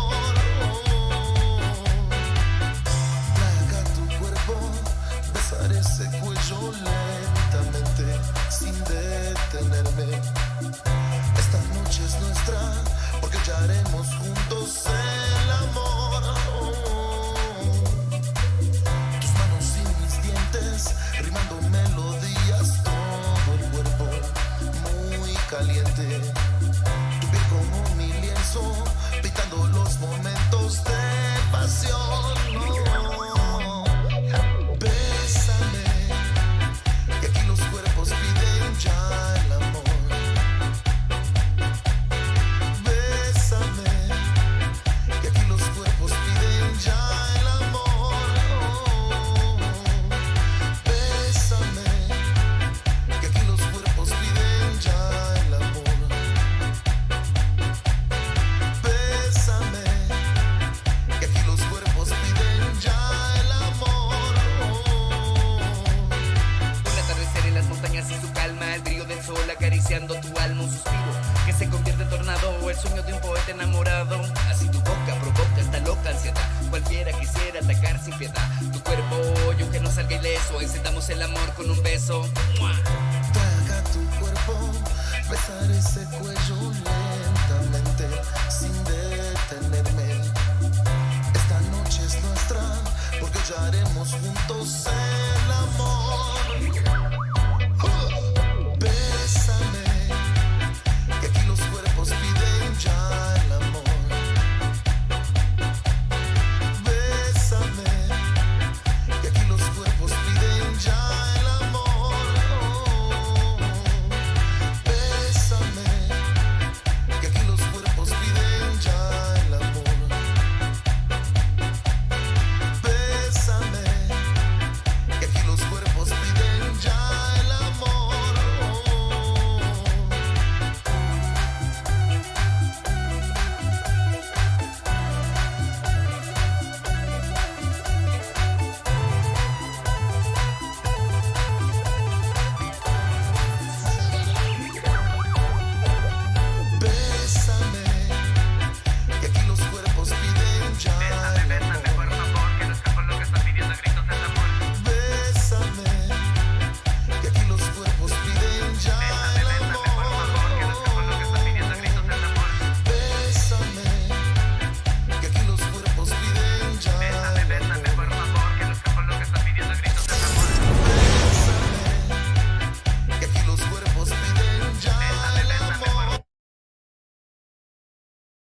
Soul Fighter time, 2v2v2v2, the final phase of our Fight Night event here today, and we're gonna see how it all shakes out with round number 1 starting off here.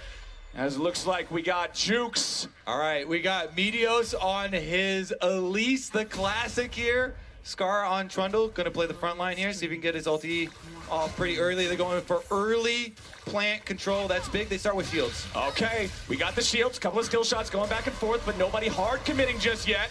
Raijine's gonna be the target here, as it looks like that's what Team North America wants to do here. Going after that Poppy just because it was the closer target. Nobody hard committing. Cocoon goes wide, Blast Cone disengage here. Okay, Scar's gonna lead the charge. Plant's starting to come down soon here. A plant arrival on the top side. That's gonna be big shields there for Team Japan. Yeah, Team Japan getting the entirety of that power flower means a nice boost for them. As Scar throws down the pillar, Meteos to provide a little bit of extra damage. There's the Elise combo, but it's not enough to burst him down just yet. Scar staying on him as the circle shrinks down. The blast cone knocks everybody apart, and Scar is getting paid first. Meteos with a nice bit of CC. Scar survives a little bit longer, and now Meteos is the one leading the charge. He's got a massive advantage, and Team Japan is spider food. All right, the first victory there. Team North America does not lose any HP. Remember, the early rounds are just about your HP. It doesn't mean anything is over yet for Japan. All right, and you can see here now a couple of augments being given up for selection. Remember that each player not only gets the option to choose from the 3, but you can re-roll them a couple of times per match. And remember, there are 3 different levels of augments, kind of like TFT, silver, gold, and prismatic. The silver ones, not nearly as powerful as the other ones. So don't usually want to spend your re-rolls too early on some of those silver ones, but a little bit curious here, so they do go for the first one. All right, next matchup is going to be NA versus EU. All right, let's see how they do it. What is EU playing in this one? You got Kesha on the Zac, Trumba on the Brand. All right, Zac's got to get in there early. Remember, the respawn is pretty quick there with the Globlets. Wants to tank. Okay, they take 2 hits of the flower. They leave the last one there for Scar after they force the European representatives back away. But now it's Kesha and Trumba that'll have immediate access and total control over all 3 hits of that second flower. Okay, Cocoon, not a lot of follow-up. Trumba, nice connection there, gets the proc on the passive. The Ring of Fire is ready to count down. Oh, nice lockdown, and Scara and Meteos fighting some first, but it's only on the Kesha. That's not the target they want to focus. Scara is gonna go kaboom, and it's Team EU getting paid. Meteos has to try to catch this one out and outplay it. Yeah, that's going to be really difficult, and it looks like EU's going to take down Meteos too. He's at the edge of the Ring of Fire, and Europe again puts a stop to North America's win. Nicely done. They don't lose either champion. That was clean. Honestly, you know that Zac is going to want to tank early on, and they did a really good job of utilizing that position. Team North America, they tried to go with the pillar to be able to focus him, but they could not cut through him this early in the game. They will scale up to a better tank-killing matchup once Scara gets level 6, gets access to that Trundle ultimate. Yeah. But still, nicely played there. And that's the thing, remember, even if you have a round go bad early on, it doesn't matter too much, but you can see so far it's only Team EU that hasn't lost a round yet. As this time around, we got Brazil going up against NA. Shaco and Vlad versus Elise and Trundle. Plant on the inside. There's only 1 plant in this arena, so getting access to the middle is really critical. Scara does get it. Scara just trying to bait these guys into overcommitting onto him. Meteos is the one who's usually going to be the cannon here out of these 2. There's the Hemo Plague placed down. Tides of Blood going to find some damage, but P-Jack's in some danger now, having to go into the pool to kite it out. Scara with a flash into the chomp. P-Jack wanted to outplay it, but he's got no shot. Jukes tries to bring him back into those Jack-in-the-Boxes, but the boxes are not ready. And now he's going to head for the brushes and go for a classic Shaco play. That's your team, Shaco, and that's Brazil dropping to North America. You can see another of the tools in arena mode being utilized there, and that is the sweeper key is actually a reveal. They use it on the Shaco at the end. They find him, they take him down. That mapping in particular, critical to get to the middle to get control of the plants, especially when you're playing Shaco. But here, we're jumping into another one that's already in progress. The Zac blobs dealt with that time. The Zach blobs are so tricky. You said it earlier. Those things come back together so fast in this mode.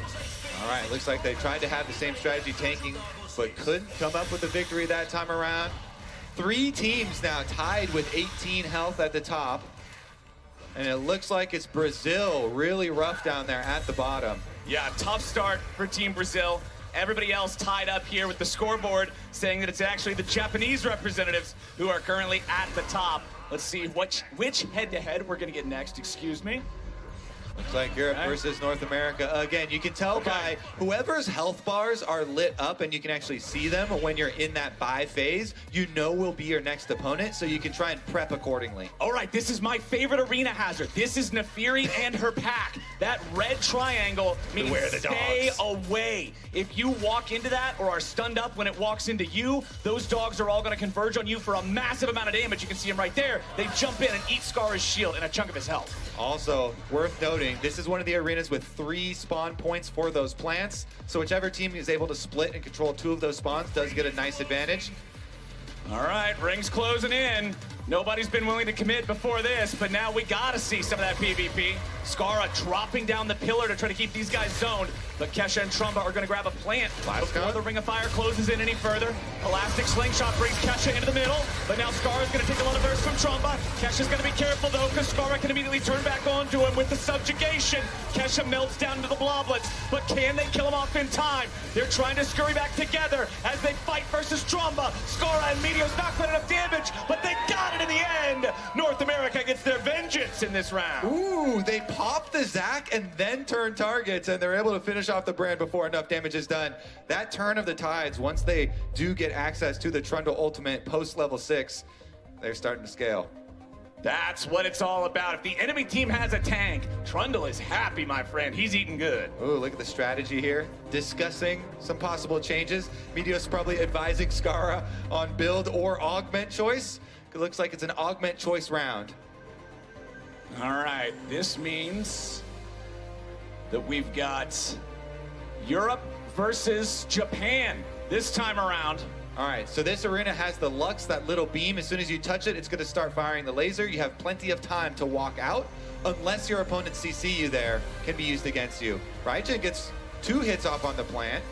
Yeah, Raijin just trying to fight for that control over the middle, but Lux is going to make this a little troublesome. Laser hits 1 from each side, as Raijin's now going to be eating plenty of that damage over time from the brand. Seatadu can't do enough to save him in time just yet, but now Raijin's tried to get away, as Seatadu goes in for the finishing blow on Trumba. Needs 1 more hit to do it, and he gets him, plus 350 gold. But what about the rest of the fight? Kesha's still alive, tries to slam Poppy back into the Tibbers, but a 2v1 might be enough. Kesha's stunned, Poppy slammed back into the wall. All they got to do now is farm the blobs.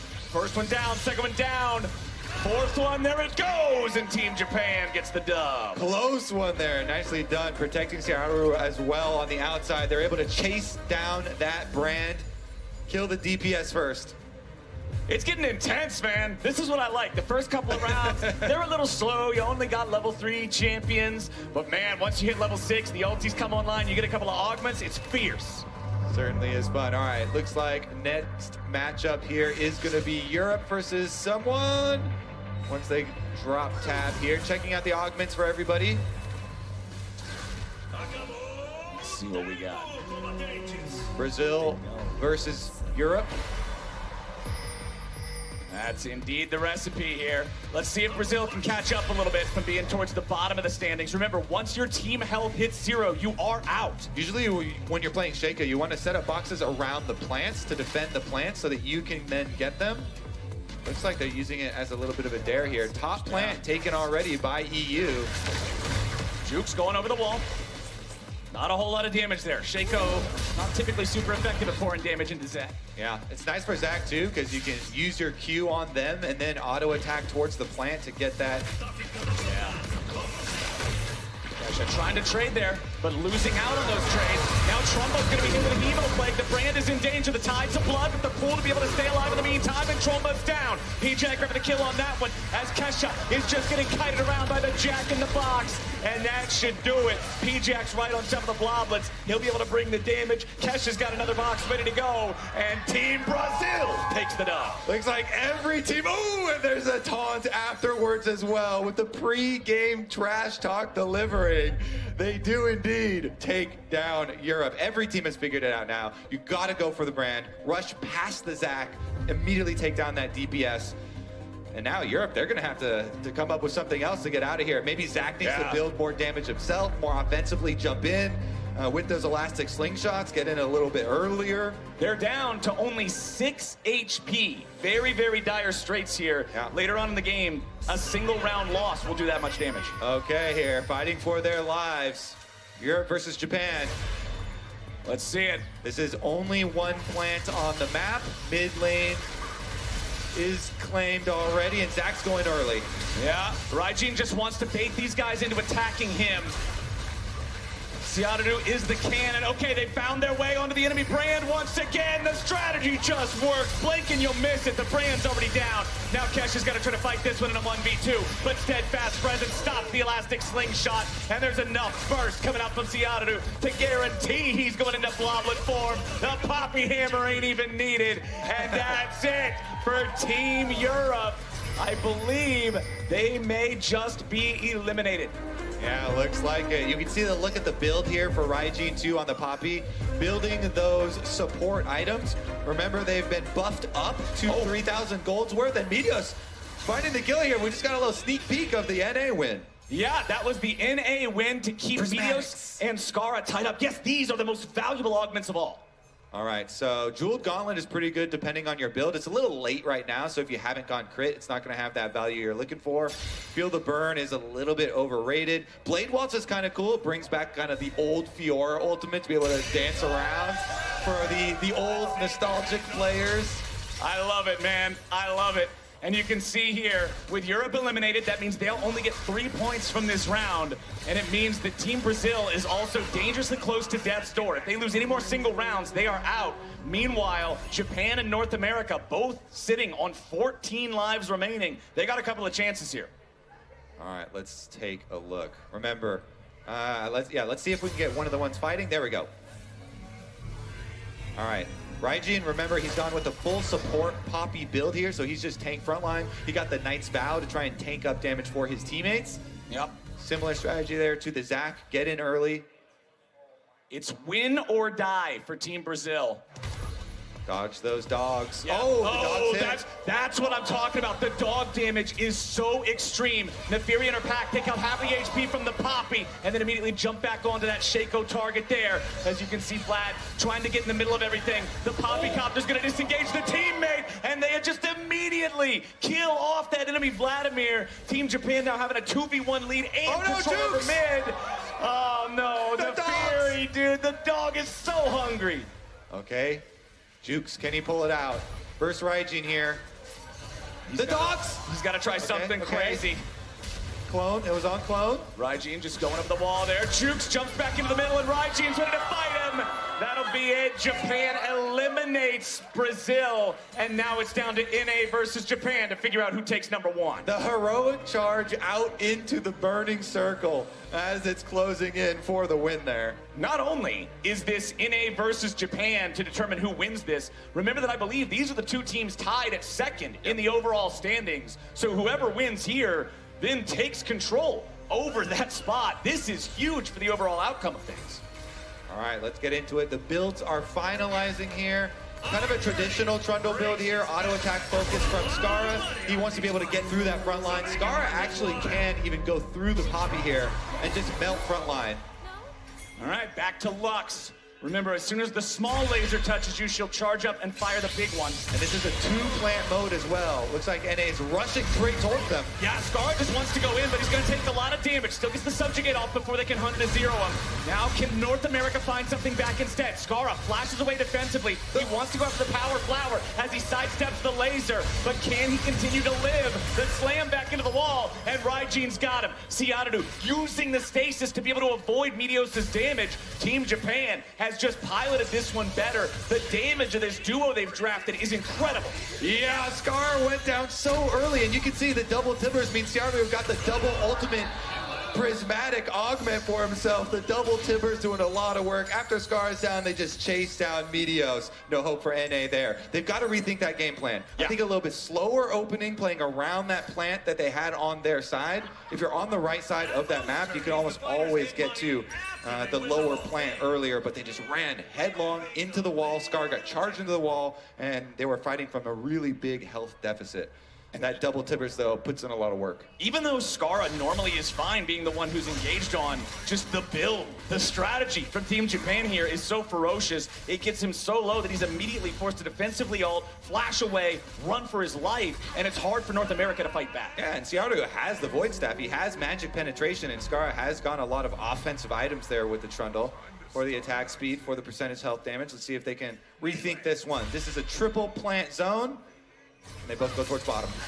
Meteos gonna open up here on Raijin. They're gonna see if maybe they can just start with killing the Poppy instead of worrying about the Annie. There's a lot of damage on him, but it's Meteos killed immediately as Raijin disengages and walks over to the power flower. The double Timbers flower dropped on his head. Meteos down. It's Skara versus the world. Skara is gonna have a rough time in this one. The Trundle versus Annie and Poppy both, and they have control over the middle. He killed one Timbers, but there's another one there. It's a 1v3, and Skara is looking like the one. The Poppy Hammer knocks him back away. They slam him back into the wall again. They just want to force him to take as much Ring of Fire damage as humanly possible. He walks back away, Raijin with the flash into the slam to get him away from the Power Flower, and Team Japan takes first in the first round of Soul Fighter. Great stuff there from Team Japan. I like the builds. I like the focus here.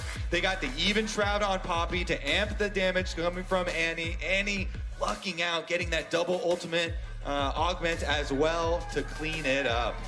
Man, nicely done there. So that's 21 points to Team Japan, 15 points to North America, 9 to Brazil, and 3 to Europe.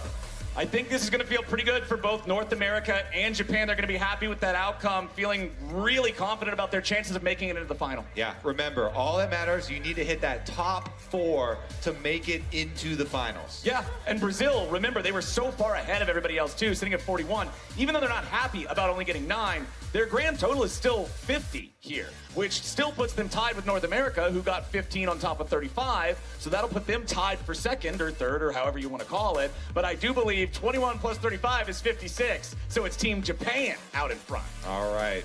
Yeah, we'll make sure we tabulate all those results and update everyone when we get the chance to, but that was such a fun first showing for the arena mode. You could see some strategies work better than others. There was some that definitely fell off faster. I think it's really cool to see how all the augments can come in, adjust the gameplay, the maps, all this kind of stuff, the scaling as well. Yeah. It's just really cool to see people find these new game plans. Yeah, it's pretty hard to make Brand work, so it's definitely a risky pick there. With the Zac, you're trying to play the front line and create some space for him, but so many of the teams, especially as you're ramping up with more items, more augments, they could just rush through. Right, it's one of those things that can feel good until they realize, hey, Brand can't get away. Just go after him. He does a lot of damage if you leave him alone, but there's no reason to leave him alone, and that's what every team seemed to figure out. Team Japan just honestly having such a good duo between that Annie and the Poppy. Poppy's ability to go out, soak damage, then disengage or open up windows for Annie to counterattack was beautiful. I think you also saw a lot of Shaco wanting to make death brushes, but just didn't really come together. People would just avoid the brushes or go after plants before kind of face checking and running away. The Elise and the Trundle was an interesting combination of having both shred and percent health damage for tanks while also having decent burst, but felt like they got outscaled because the Poppy just could not be punched through. Yeah, and the Annie had a really good DPS setup there as well with plenty of protection.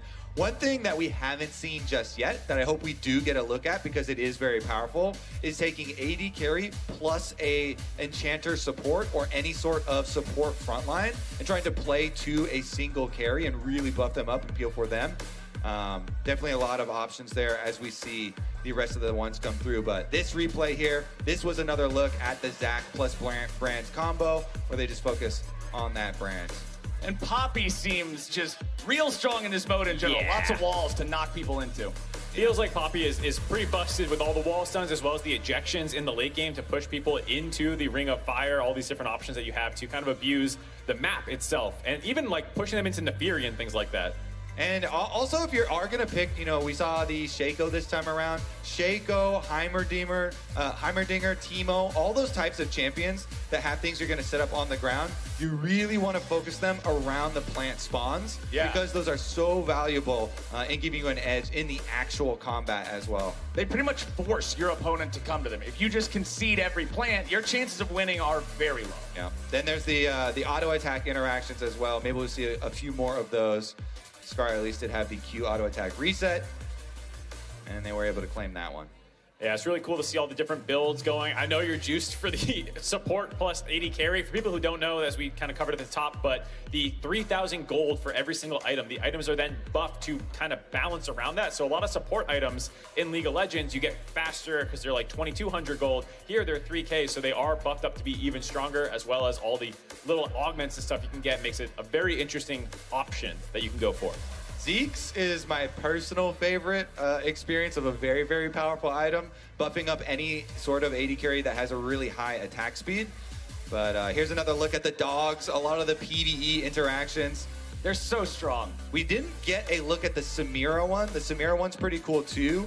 Samira plays off of CC that you can set up on, and then also will ult during the game too, and you gotta get out of that one.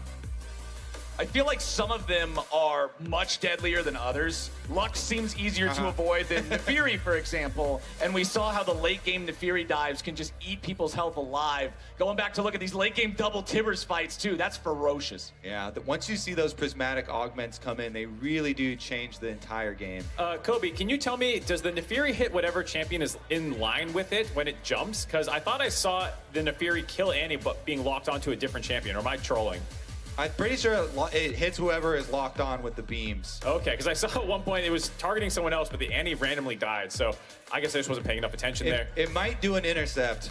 Well, I mean, it's worth checking out. This very new game mode, there's probably a lot of interactions that people are still discovering, new metas, all these things. People are already putting out tier lists. I know LS is co-streaming. He had a tier list, and then, people had a reaction to that tier list. Unforgiven say it was ruining a for fun mode, but there is ranked for this mode when it launches in July 20th. Alrighty, yeah, July 20th, only 3 days away after this one. So obviously some people have been playing on PvE so far, like Kobe and Meteos, just getting an early taste of the game, but releasing soon for everybody to look at. So let's take a look at those points I was talking about. And yes, sir, it's Team Japan out in the lead at 56, immediately followed up by a tie for second and third with 50 points from Team Brazil and Team North America. Team Europe will finish with 27, and considering Team China and Team Asia Pacific are already tied or greater than that amount and still are guaranteed to get some amount of points, it means that Team Europe is officially eliminated from the final, will not be able to move on, but it's Asia Pacific, China, Korea, and Latin America all duking it out for that last spot. Interestingly enough, remember, you get 21 for first place. Yeah, exactly. You'll have to see who can actually move on to the top 4, which is the final round. So there's this round coming up between the teams that Captain Flowers just mentioned, and then we'll be hitting the final round for that championship belt.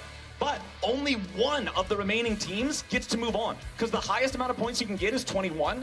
The highest amount currently present in match number 2 is 28. That's 49. That means 56, 50, and 50 already automatically beat you. So only one spot is left here in this final match. The competition better be bloodthirsty. You can see how high execution it's needed given how many points people had at the end of the first round. Obviously, the two people who were basically tied for second and third heading into it ended up getting first and second. So Japan and North America, obviously in very, very good position. Brazil, off the back of basically their domination of dodgeball, have made it potentially into the final round. Yeah, I mean, match 1 was completely loaded and stacked with teams. Match number 2 here, we got to figure out who else is going to join them. Exactly. Those first 3 spots locked in now because the point values are so high. Like Mark said, Brazil's just absolute world domination of dodgeball, doing so much hard carrying work. But man, this next one's going to be crazy. You can dodge a wrench, you can dodge a ball, and you can get your spot into the arena finals, too. Even if you couldn't dodge a poppy slam. That's what it comes down to. There's a tier list of these things. Yeah, there's a lot that people can improve on and learn if they make the finals from that first group. That's going to do it for us for right now as we get ready for the second matchup of Arena Mode Soul Fighter Fight Night. We'll be right back.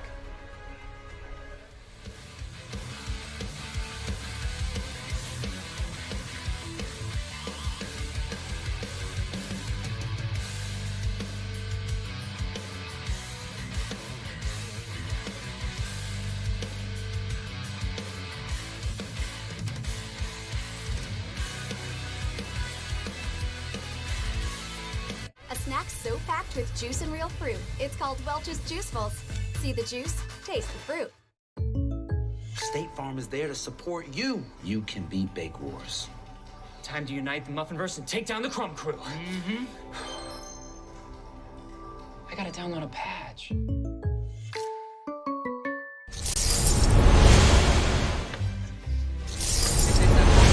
you guys, the MVP trophy for Summit.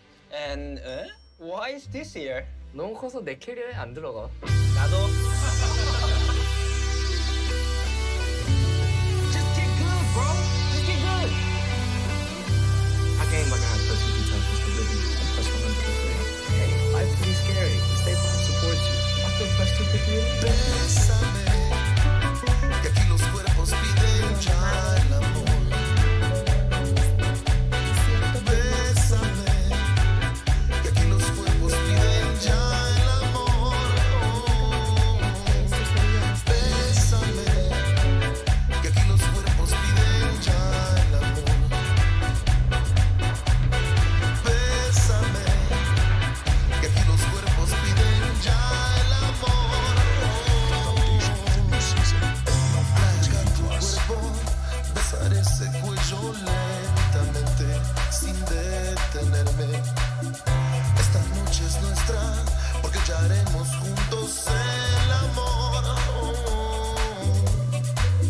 Tus manos y mis dientes, rimando melodías, todo el cuerpo muy caliente. Como mi lienzo, pintando los momentos de pasión. Bésame, que aquí los cuerpos piden ya el amor.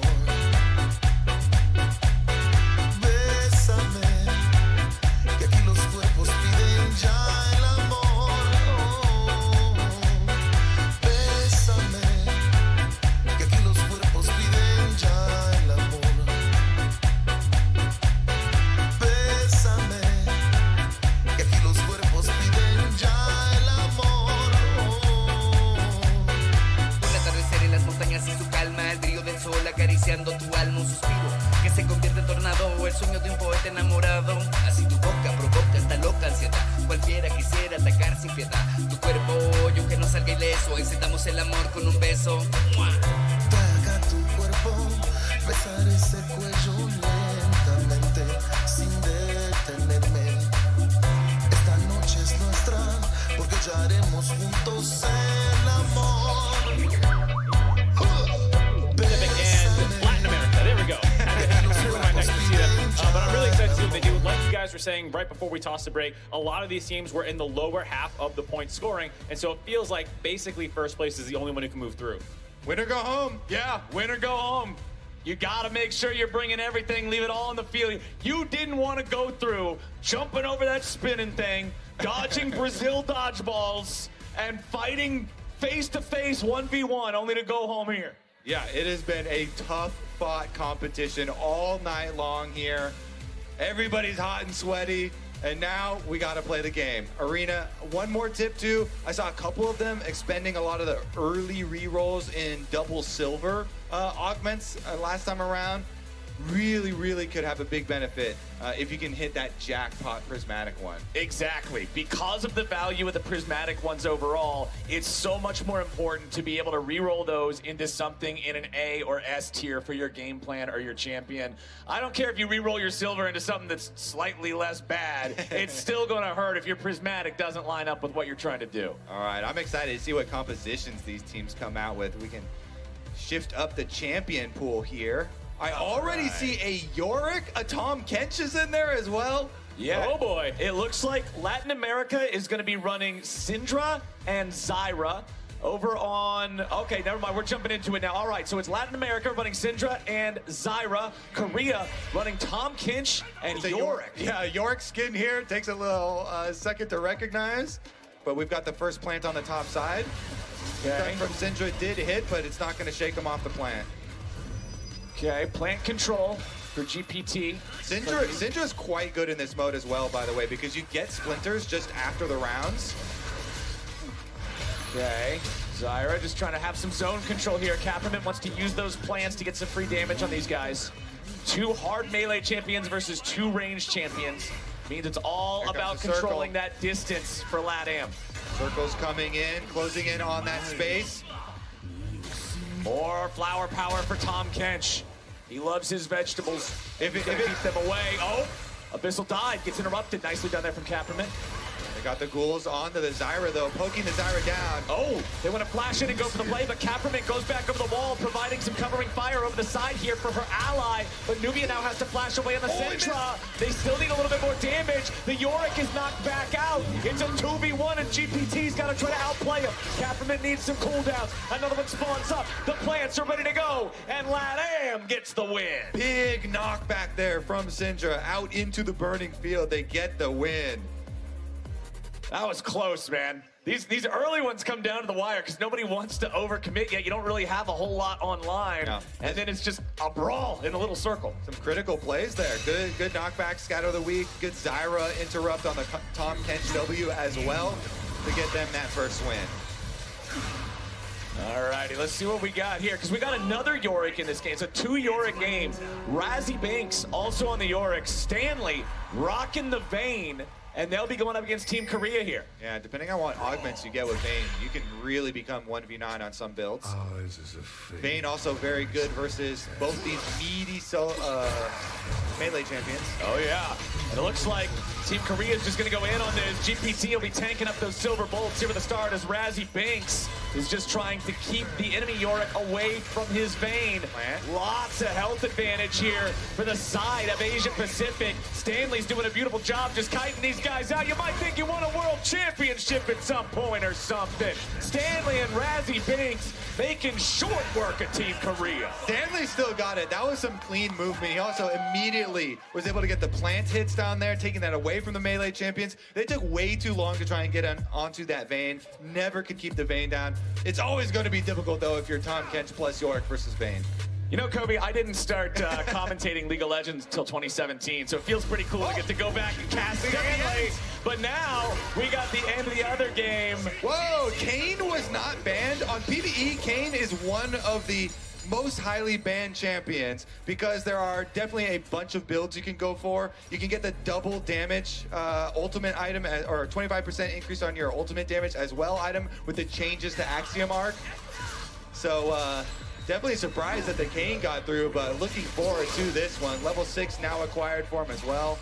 So, Kobe, once you can get that transform, it is nice. You know what's pretty much scarier? always want to go for red form. You know what's scarier than a Z-tier permaban champion? A Z-tier permaban champion piloted by a man who recently played in Worlds. Yes, Icon definitely only 2 years ago was playing at Worlds. I was actually casting him. A mid laner too, got those mid lane mechanics. All right, fight over mid plant. Iris on the Morgana. Those bindings are going to be a real pain here for this double melee comp. Yorick, however, drops the cage. Iris wanted to use those soul shackles here as Icon needs a little bit more burst, but they're trying to find the kill onto Iris first. Icon wanted to get the execution, but a nice save coming out from GPT with the Devour. Now, can LSB get herself away from there? Somebody's got to be careful about that one. Icon slashing back in. Iris trying to kite it out, but it ain't going to work. Icon and Iris fall. They've got him with the brute force. Not enough time for the Kayn to scale yet. Has not gotten transformation yet, so now is the time to get those wins in. Beat them before they get the transform. He is going with that lethality build, by the way. The lethality starting item used to be super OP. You got 50% increase effect of plants. They nerfed it down to 25%. It's still a very good item. Not quite as OP as before. I'm definitely expecting the Axiom Arc on him as well, though, as we progress. So keep an eye on that one for possible comeback. It's one of those don't worry we scale comps. Currently the only team left on the map without a dent in their health bar is Asia Pacific. But this time we're going to see LatAm going up against China. All right. Going into the double range here. The Zyra, Syndra. A lot of zone control from this team, and they go for the top plant instead. Yep, Nubia and Kaepernick just going to detonate that blast cone. As 2 ranged champions, they know their opponents could use that to try to get the distance closed on them. Missed it on the snare there. They hit the stun, though. Nicely done from Kaepernick there, throwing out the ulti, but Icon dodging away from it with an ult of his own. Nubia not going to find enough damage to kill him back yet, but instead they'll kill Iris off. Now Icon's got his work cut out for him. The Zyra's low. That's got to be the priority target here, but he doesn't have a lot to work with in himself. He'll dash in for the Q. That's the first kill. Remember, Pyke will always go for the furthest champion away from where it is. Don't even matter. Nubia with the dunk. Another win there for LatAm. Nicely done from Nubia there, taking advantage of the fact that that Kane is stuck where he was. He had to use the flash to kill off Kaepernick, so it was an easy cleanup. Yep. No 1v9 for the Kane quite yet. Still scaling, still looking for those souls to be able to transform. All right, Silver Augment to start it out. Stanley here on the Vayne, still has not taken a loss. A lot of confidence on him. Remember, most famous for those Nidalee top plays, those Vladimir plays back in the day. Yeah.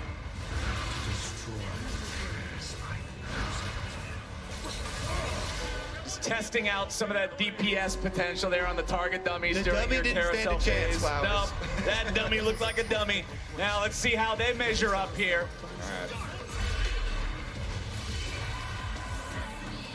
Ultimate out here. Looks like Asia Pacific will be able to get bottom plant. No problem for Stanley. He'll go in with a big shield. Yeah. Oh, nice route, though, coming up from Kaepernick. Immediate follow-up with Scout of the Week. Stanley forced to flash back out of the way of the Zyra ulti, and now he's trying to kite it out. He's going after Nubia. He's got the first kill, and Kaepernick's down two. Stanley, the manly dude, he's just not that balanced. And that's one of the most difficult matchups for them, too. Double mage with all the burst potential, but Stanley stays alive. Clean moves there from the Vayne to get out of what looked like it could have been a very deadly situation with that initial catch. Looks like the Tom Kench Yorick racking up another win themselves as well. Things are starting to look dicey for the representatives from China. They are down to only 8 HP remaining. They have just gotten the transform for Kane, but it was blue transform first. Unlucky lobby here with too many range champions. So gonna have to either go for that and just say, hey, we gotta win now, or hope they can wait till they can get the red one. Because, correct me if I'm wrong here, Kobe, the draft structure for this game is bans into blind pick, right? I believe so on this mode. I don't know how they constructed this lobby. Well, let's see what we got here. It's LatAm going up against Korea. All right, even with the extra hat here, the extra juice. Somebody rocking the Timo hat. Leandri's tag, trying to burn him down. Abyssal dive, not gonna hit either one of the targets. Nice disengage from LatAm, using that blast cone to get themselves away. But the flower power is now available. Sunbee's gonna pick that one up for herself. She get all 3 hits, easy peasy. The shield and the healing, man, it's a lot. Certainly is. Double plants controlled here by LatAm, though. And here goes Tom Kench, attempted to engage. Well, they want to go in on this one. Zyra ulti has been used for not great effect. Dindra picking up that Yorick ultimate, throwing it back at them. Oh, you can see Sunbee's very, very low, but Kaepernick might just drop first. They got her, but it's going to be a 1-for-1 trade. GPT's incredibly low. He's going to try to find the tongue lash for a last little bit of damage, but no, it's Nubia with the outplay, and Nubia secures another win for LatAm. Dindra is so good for this lobby, picking up those Yorick ultimates, throwing the minions back at them. Making use of the early Leandries on their side as well for that burn, take down the melee champions. This lobby is competitive, Flowers. Stanley is at the top, though. It looks like they are on a direct course for that spot in the finals. Oh yeah, somebody's gonna have to stop these guys. And so far, no one has had the magic recipe to get it done. Razzie Binks and Stanley now going up against Kaepernick and Nubia. LatAm's had a couple of good wins here, but can they stop Asia Pacific's reign of terror? Oh. Quick little burst of damage there onto Razzie Binks. Follow up with the Scout of the Week over the wall. But Nubia and Kaepernick have not secured enough damage yet. They spent all of their weapons on the enemy Yorick, and now Stanley's Vayne is bringing the pain. Kaepernick is not long for this world, and Nubia already dropped. It's another dub for Stanley and Razzie. Stanley rips them apart, up against the wall, nowhere left to kite to. I don't think they're dropping a match. I mean, I like the fact that you open up and just immediately try to blow up one of the enemy players. Probably less ideal that it was not the Vayne. I feel like Stanley's got to go first. All right, can anyone craft a strategy to take them down and change the fates of match number 2 here? Remember, just the winner of this lobby moves on. 6, 4, and 2 are the points left on everybody that's not Stanley and Razzie. It's their game to lose right now. All right, here we go. Icon and Iris. Kane has transformed. What's he got? Icon and Iris either have to win this here or they are eliminated and will not be moving on. He's going for it. Can he get in Stanley? He's inside. Okay, Stanley now under pressure from Icon, but Iris is killed immediately. Stanley's still kiting it out. Beautifully done with the silver bolts. And Team Asia Pacific will eliminate Team China. They are on a crash course for first place there. Stanley, Season 2 World Champ. Not slowing down at all. Let's take another look at the other one, though, as they rack it up. And he did go to the Trinity Force Spain. Trinity Force into Blade of the Ruined King. Didn't get a quick peek at the augments, though. I really want to see what augments he was able to get. The winning recipe right there. The fans know it. Razzie and Stanley are cooking here in game number 2. But also, across the table, it was another elimination. We're down to the final 2 already. All right, final matchup here. The double mages, can they get that burst onto Stanley? It's so difficult. Razzie Binks can just charge them, force out some cooldowns, create some space for that Vayne. They do have the Zonias to try and rely on. Man, look at Stanley's health. He's got 4K health. Bursting this guy down is a tall order, but it's the only way that Team LATAM stands a chance. Okay. It's a pike map. You want to rush towards the pike to make it jump at your opponents. Plant on the bottom side. Okay, Kaperman picking up 2. Nubia gets 1. Usually want to save your trinket actives to reveal the Vayne in this matchup. Make the tumble a little bit easier to deal with. Oh, nice connect there from Razzie, and Stanley knocks Nubia out of the air. A lot of damage back down into Stanley, but it ain't gonna kill him off just yet. Nubia trying to get away now as Razzie Binks will finish it off on his own. Pike dashes through, but that'll do it. GG, well played. Team Asia Pacific takes the dub, and they'll take the final spot in the final round. Without dropping a single round here. Razzie, Binks, and Stanley. Absolute domination. Holy moly, man. Not one single life lost from these two. From the early game to the mid game to there was no late game because it ended that fast. Man, that was insane to see Stanley popping off over a decade later, back in Los Angeles, crushing people with his range champions. The Nidalee from Season 2 flashbacks, not the exact same champ, but his Vayne was clean as hell. And now we're heading into the final round. We will update with the actual scores just to finalize it, but I think both y'all's napkin math was correct. It should be America, Japan, Asian Pacific, and Brazil heading into the final round. Yeah, I'm trying to remember. That's my host. I was able to do it this time. But yeah, we'll get the final scoreboard up. But that was a crazy round of gameplay. You could see how dangerous some of these combinations are, Kobe. It wasn't the exact marksman plus support combination, but it was a frontliner and backliner. And clearly the Yorick was playing just don't kill my Vayne duty. No support for Stanley necessary. Honestly, massive stuff from them. Got to see some cool stuff with the double mage comp as well. This was our very first matchup, the double flash over the wall, Syndra knock out into the burning sphere, and then GPT could not get access to the Zyra to finish it off until it was too late. A really nice showing out of Team LATAM. The double mage actually worked very well with being able to shove people out and then try and lock them down, as well as just a lot of zone control and spacing power there. The Kane and Morgana comp, I really like the idea of it, but it just looked like it took too long to get online. And then there were a couple fights where maybe if they weren't so far behind or something, they could have killed the Vayne. Yeah, I also want to shout out that the design team has been making balance changes. So while for the majority of PvE, Kane was perma-banned, they are definitely keeping their eyes on that and updating as well. So even the hyped up Kane here wasn't able to make anything happen even after getting transformed. I gotta say, the double bruiser comp wasn't for me. I didn't love it. The Vayne plus Yorick makes a lot of sense. You have a wall that you can build for the Vayne to stun targets off of and stuff like that. Here, it just was like, I guess we'll be 2 giant meatballs that run at you. I want to see some more fun augments too. My personal favorite is actually the sled. The sled is kind of troll. Is it the inting sled from Nexus Blitz? It's basically that sled, but there's a couple creative ways to use it. You don't have to use it right at the beginning to charge right into your opponents. It is good if you have like a singed or something like to use like that.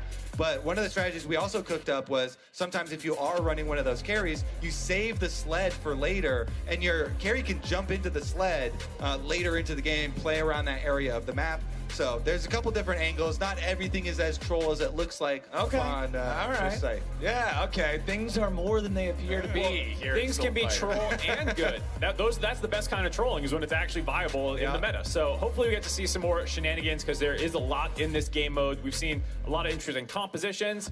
We've seen a lot of interesting things like that. So very cool. Here we'll see the final match, like we were saying. Team Japan, Team North America, Team Brazil, and Team Asia Pacific heading in. And this is winner take all. Points no longer matter. Everything was just about qualifying for this final match. From here, all that matters is that you get first place so that you can go ahead and grab that championship belt here for Soul Fight, excuse me. And with that being the final round, that means we do say goodbye to Team Korea, Team Latin America, Team Europe, and Team China. You can see the final scores here. It's a maximum score of 56 that went the way of Team Japan. Brazil and North America following them up there, tied for second and third at 50. Team Asia Pacific just one behind at 49, and then 36 for China, 27 for Europe, 26 for Korea, and 32 for Latin America, who honestly heated up throughout the tournament and had their best round there at the end. Nice showing from them to round it out. That's going to do it for us up here for a second. We have Ovly standing by with a couple more people to talk with them through. Take it away, Ovly. I know that person. We are talking, Mark. We are talking with a very familiar face. We've got Freak back here and Dan Emmons. Hi there. I'm sorry, Yumi is a good champion. She's valid. She's valid. Well, listen, we're not here to talk about that. We're here to talk about the arena gameplay that we just saw with the Soul Fighter event. This was amazing. We really got to see Asia Pacific as well as Japan popping off with some of these team comps. So, hey, I feel like you've casted or analyzed gameplay once or twice before. So what did you think of these first two rounds? My first thought is my first time on camera, so I'm very nervous. Yeah, Stanley still cracked after all this time. Like, a lot of the shots were first-person POV, and dude's like, the auto spacing, even Double would be proud. So I think that guy, obviously is still doing it really, really well. It was cool to see different comps come around, right? Like, we didn't see any marksman in game 1. We saw, obviously, Vayne hard carry in game 2. So it's good that we're getting the diversity. And I think we got to see a lot of the really cool mechanics that you were talking about earlier when you were going through everything arena related. We saw like Pike start to swing by. We saw the Nefari dog start to come out. So what do you think, or is there anything that players haven't seen just yet? Yeah, we haven't gotten to see Samira yet. She's really dangerous if you have a lot of CC spells, because every time you CC them, she passive attacks them, and then if she builds up her style, she just eviscerates everybody nearby. So yeah, I'm looking forward to seeing some of the new stuff. Nefiri does in fact get blocked by targets in the middle of it, so you can set up your opponent to get eaten by it. That is what happened to Annie in the first game. Now we've seen a lot of different champions